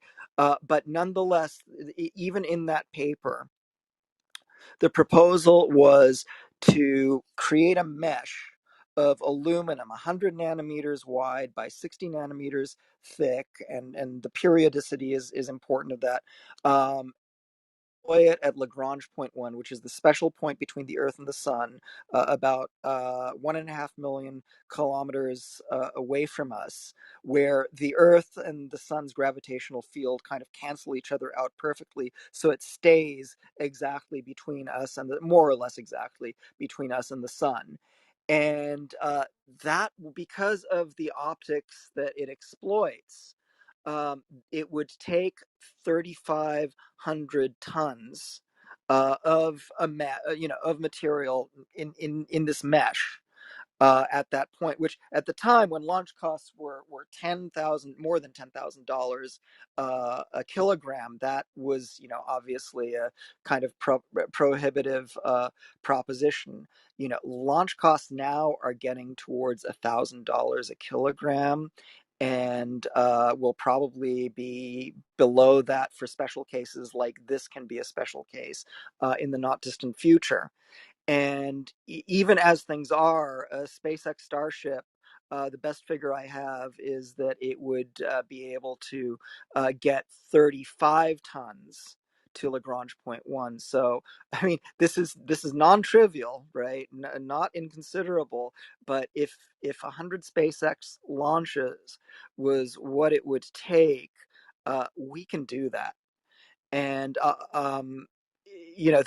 there are, I'm not going to go into the details, but there are ways of bringing the cost down further. But the really important and attractive thing about this is that it can be completely controlled dynamically. Think of Venetian blinds, where you just turn a lever and the blinds open and close, right? So we can have spatial, temporal, and to a certain extent spectral control over exactly how much is being deflected away at any given time. And I won't go. Yes, I won't crazy. go into the deep. Put sunglasses on the sun. That's a pretty cool idea. Yes, and any given time, Eli, and over any given territory. Well, so the place to worry about the most is the poles, because we really have to preserve right. Permafrost, and we have to make sure that Antarctica doesn't melt. And like part of the what's interfering with ocean circulation is that you have the Greenland ice shelf melting, and you have the Arctic sea extent being reduced, and other ice melting, and that interferes with the way that cool water would normally sink and drive the ocean conveyor belt. Because what's happening is that the fresh water, it's not salt water, the fresh water is, it just kind of sits there at the top and prevents the salinity from driving that. It was the cold saline water is what sinks, but you're replacing it with fresh water, so you're interrupting that conveyor belt, and that's what's scaring everybody. And there are other things. Now, I should mention that this is much more feasible than anybody has considered, in my opinion, due to for a number of reasons, and that's I've held whole rooms on that. I'm not going to go into it now. This is very much viable. I think that we should at least be studying it and developing it, but also this is really important, doing extensive, high fidelity, high resolution climate modeling to really understand exactly what we're doing as this is being developed, so that we can figure out if there are any unanticipated problems, and we can also figure out the most optimal ways of doing this, because if there's one thing about climate, it is incredibly complex. So I'm going to stop And now. temperamental. Okay. And Thank if you. anybody has any questions, and by the way, follow me. I'm going to be holding more rooms in the Small Steps and Giant Leaps Club on this topic. Very cool. Thank you, Ellie. That's awesome. So you guys remember a friend of mine from Stockholm who was making an education app, and he was getting in a big battle with the city, where the city was trying to stop him? Tom remembers? Yes, I do. So he's now the subject of a Wired article today that says he came in. His name's Christian, and he's come in here multiple times. And where I say, "Hey, Christian, how's it going with your fight with Stockholm?" He's a very notable geek in our ecosystem. He runs a big development team, and they build a lot of the top apps for a lot of big companies. And we've been friends for many years. And so the Wired article says, the headline reads, "These parents built a school app. Then the city called the cops." Great headline. And, they're going to dramatify and, clickbait as usual. And I pinged in Christian to see if he can come in here and give us his actual firsthand update of what's really going on, which will be far better than anything this article will say. And we probably know more than this journalist does because he's already spelled it out for us himself in here many times. But the article says Stockholm's official app was a disaster, so annoyed parents built their own open source version. No, not exactly. My friend Christian made the app, and I don't think he's even a parent. So, ignoring warnings that it might be illegal. Yes, they did tell him that it is illegal what he's doing, and that's really bizarre because it's not at all illegal what he's doing, even according to their own terms of service of their own data. So the article says Christian Landgren's patience was running out. Every day, the separated father of three. Oh, so there you go. He there. That's why I was confused. Separated father of three was wasting precious time trying to get the city of Stockholm's official school system called School Platform to work properly. Landgren would dig through endless convoluted menus to find out what his children were doing at school. If working out what his children needed in their school, in their gym kit was a hassle, then working out how to report them as sick was a nightmare. 2 years after its launch in August 2018, the School Platform app had become a constant thorn in the side of thousands of parents across Sweden's capital city of Stockholm. All these users and parents were angry, Landgren says. The School Platform wasn't meant to be this way. Commissioned in 2013, the system was intended to make the lives of 500,000 children, teachers, and parents in Stockholm easier, acting as a technical backbone for all things education, from registering attendance to keeping of records of grades. The platform is a complex system that's made up of 3 different parts containing 18 individual modules that are maintained by 5 external companies. The sprawling system is used by 600 preschools, 177 schools, with separate logins for every teacher, student, and parent. The only problem, it doesn't work. The School Platform, which costs more than 1 billion Swedish crowns, about $117 million, has failed to match its initial ambition. Well, I can tell you it's because they hired, who was it? Which big consulting agency did they hire to build it? I forgot when he told me. I don't want to name them because they're all sponsors of my events. But large company heading from Swedish. Tieto. Finnish. Yeah. Yes. Everything. Oh well, they're from Finland, so we can name them, and they have been. Yeah, and bought up a lot of companies in Sweden as well. Yeah. So in all fairness to Tieto, they're lovely to work with when they're sponsoring my events, but they were the ones building this app for Stockholm. So anyway, and Tieto's largely Finnish, but they do a lot of work in Sweden as well. So the School Platform, which had cost about $117 million, by the way, that's a lot, even for what this app is. Like Christian could have built this thing for like a tenth of that, honestly. Has failed to match its initial ambition. Parents and teachers have complained about the complexity of the system. Its launch was delayed. There have been reports of project mismanagement, and it has been labeled an IT disaster. The Android version of the app has an average of a 1.2 star rating. On October, and by the way, Swedes are not at all tolerant of bad apps because Sweden is filled with amazing apps. Swedes are masters at making incredibly simple, elegant, childishly, brilliantly simple, powerful apps. That's what they do, and they're used to that. There's you don't come with an app in Sweden unless that shit is simple and gorgeous and fun to use. So anything less than that, they're not going to tolerate it for a minute, and especially if it doesn't work, they have no tolerance for that. On October 23rd, 2020, Landgren, a developer and CEO of a Swedish innovating consulting firm iTeam, tweeted a hat design emblazoned with the words Scrota School Platform and loosely translated to mean trash the school platform. He joked he should wear the hat when he picks his children up for school. Weeks later, wearing the very hat, he decided to take matters into his own hand. From my own frustration, I started to create my own app, he says.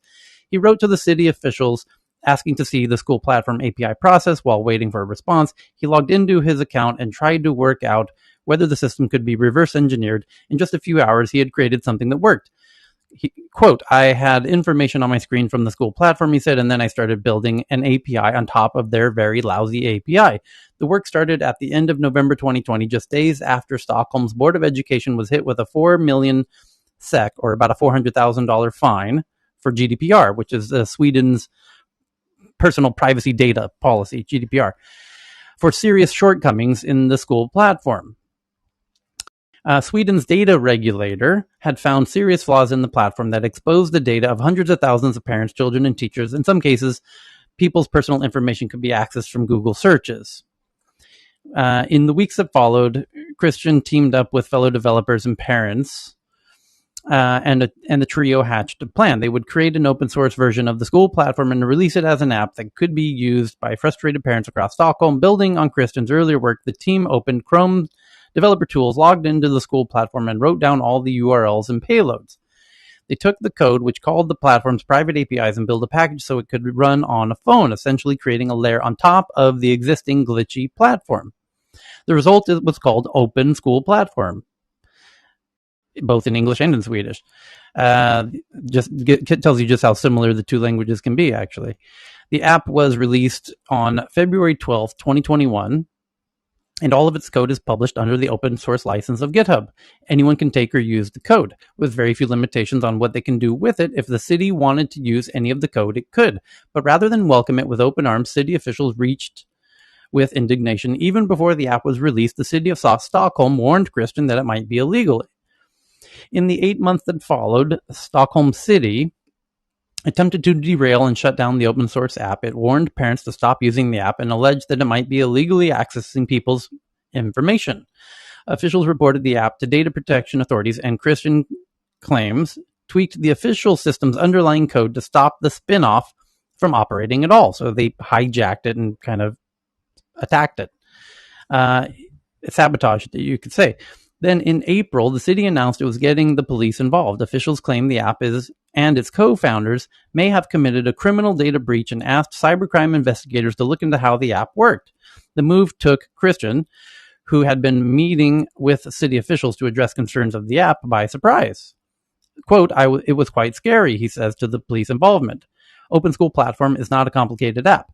While the official school platform is built for everyone involved in the education of the Swedish capital, 200,000 parents, 23,000 members of school staff, and 140,000 students, the open source alternative is just for parents. The €1 app, or $1 app, has been downloaded about 12,500 times on iPhone and Android, with an average of a 4.2 star rating, and only shows basic information. Parents log in using the Swedish digital identity system called Bank ID, which is also used by a school platform.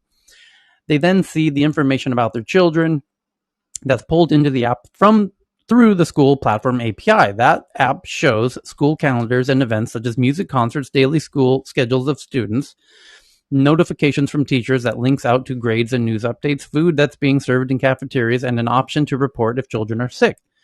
Quote, everything that we display is open and public information, says Obrink, one of the co-founders. He explains that when students' grades are shown, they are displayed through an in-app browser where the app can't access any data. One of the first iterations of the app includes some parents' personal details, which are available through the official platform, but these were later removed. It was sort of an accidental success.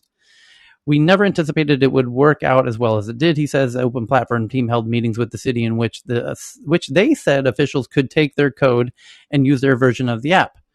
Quote, they did not want to collaborate or even discuss collaboration with us. They just went on and reported us to the police. The city of Stockholm was unsure about open platform from the beginning. Quote, we did not have open APIs, so they made their own solution, says Helene Mossberg, the deputy head of digitization and IT at the city's education division, told Swedish publication New Technique in February.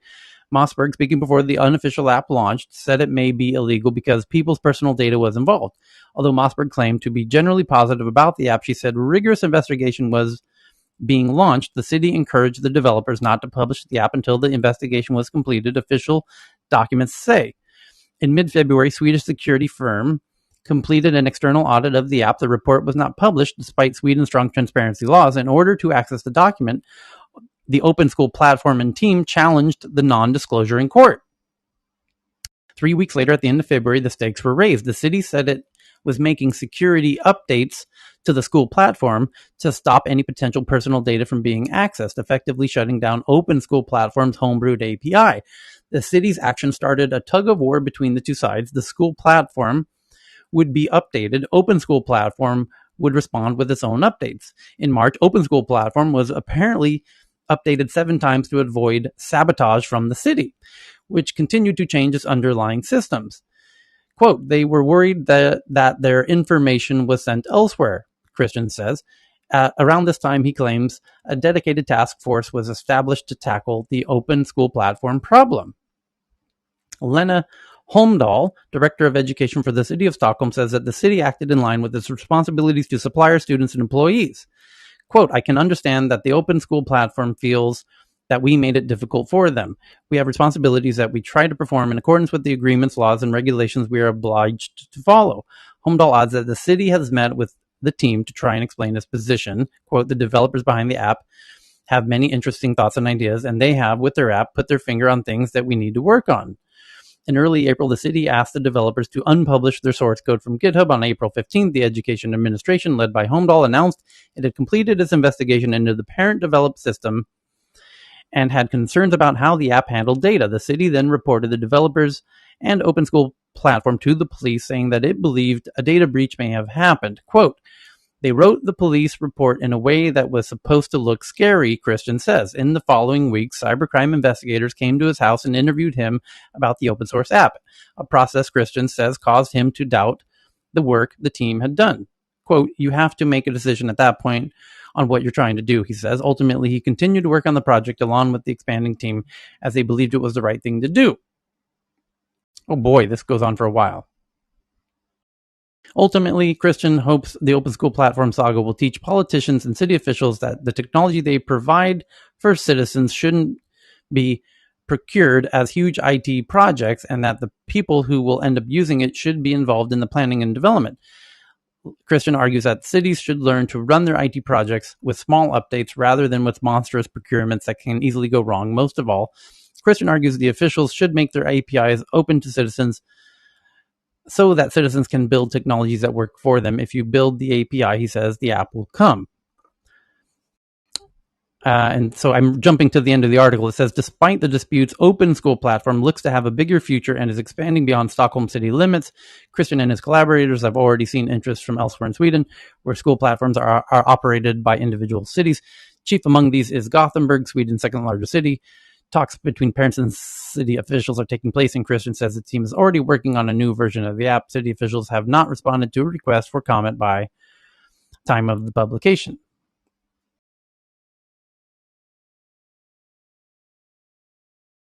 So everyone's getting a look at what Christian already spelled out for us firsthand months ago. Essentially, yeah, the city's making an app, and they hired a huge consultancy firm to build it. Christian, who's, I'm surprised the big consultancy firm didn't even hire Christian to build it themselves. So it's Christian is the right team to kind of build something like this in Stockholm. So, kind of crazy how the city reacted. Yeah, that seems to be very odd, given that basically the solution was given to them on a silver platter with a lot of the problems fixed. You would think that, oh, wait, let's just flip this around. It's a victory for everybody. We save money. I would think that they would be a little bit more level-headed with responding. They don't understand the concept of open source code. Because then when he says, like, hey, look, it's open source, you can take it. It could be your app. There you go. I think they just fundamentally don't understand the concept of open source. Well, apparently they did, because they went in and tried to sabotage it. But anyway, it says the city, Christian was traveling with his brothers to his brother's wedding in France at the start of September when he got a phone call. The city was changing its position on open school platform and any other app seeking to do similar, and decided to let others access the data within its system. To do so, the city struck a deal with an external provider that will be able to set up licenses between open school platform and the city. With this solution, the city of Stockholm can guarantee the personal data is handled in a correct and secure way, while parents can take part in the market's digital tools in their everyday lives, says Isabel Smedberry Palmqvist, a city councillor in Stockholm, said in a statement issued on September 9. The move was validated by Open School Platform's efforts. The team estimates that hundreds of hours of work have been put into the app, but the call also came as a shock to Christian. Ta din tid, stressa inte. Men det är det som jag är nervös för, att jag inte... Sorry, Annika. Open School Platform was once again being buffeted by attempts to block its access to its official APIs after the announcement was made. Christian now hopes Open School Platform will be able to strike a deal with the city of Stockholm that will result in the city paying for a license to the app. The aim is for it to be made free for all parents. It's going to look a lot like the city buying Microsoft Office, Christian says, a typical license deal. If a deal can be struck, the details and the numbers are still being negotiated. Open School Platform volunteers will be paid for their contributions, he said. The founders say the effort has never been about making money and that they have always intended on giving away funds generated through the downloads to the parents who created it. Okay.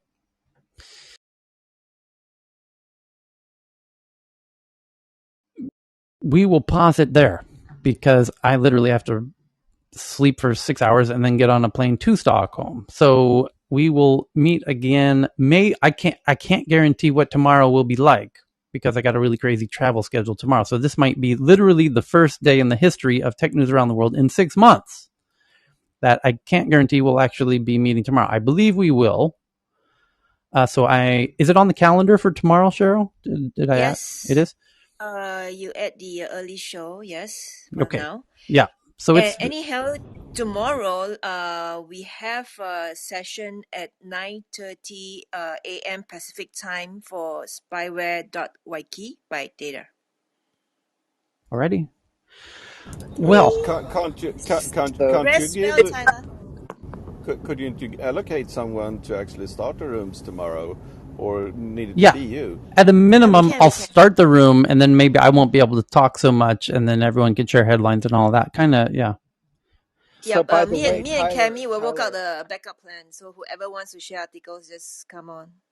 In one of the rooms that I held on the Space-Based Solar Sunshield, Chris participated while he was flying. So if you have Wi-Fi on your flight, it can work. Yes, I do. I bought the Wi-Fi package for the whole flight from Bangkok to Helsinki. So we'll see how that works. You can make history here. Yeah, that could be very interesting. The Mile High version. So hope have a good rest of your Thursday, everybody, and hopefully see you tomorrow. Thank you. Safe flight. Quick mention. Thank you, everyone. Take care. Hope you get a negative for your PCR test. Yeah, what'd you say, Ellie? Yes, have a great flight, I'm putting Tyler. references to the rooms and the Space-Based Solar's Sunshield on the tweet that you retweeted for anybody who's interested to find. Alrighty. Thanks. See you soon. Okay. Thank you. Have a safe travel, sir. Tomorrow. Thank you. Safe travel.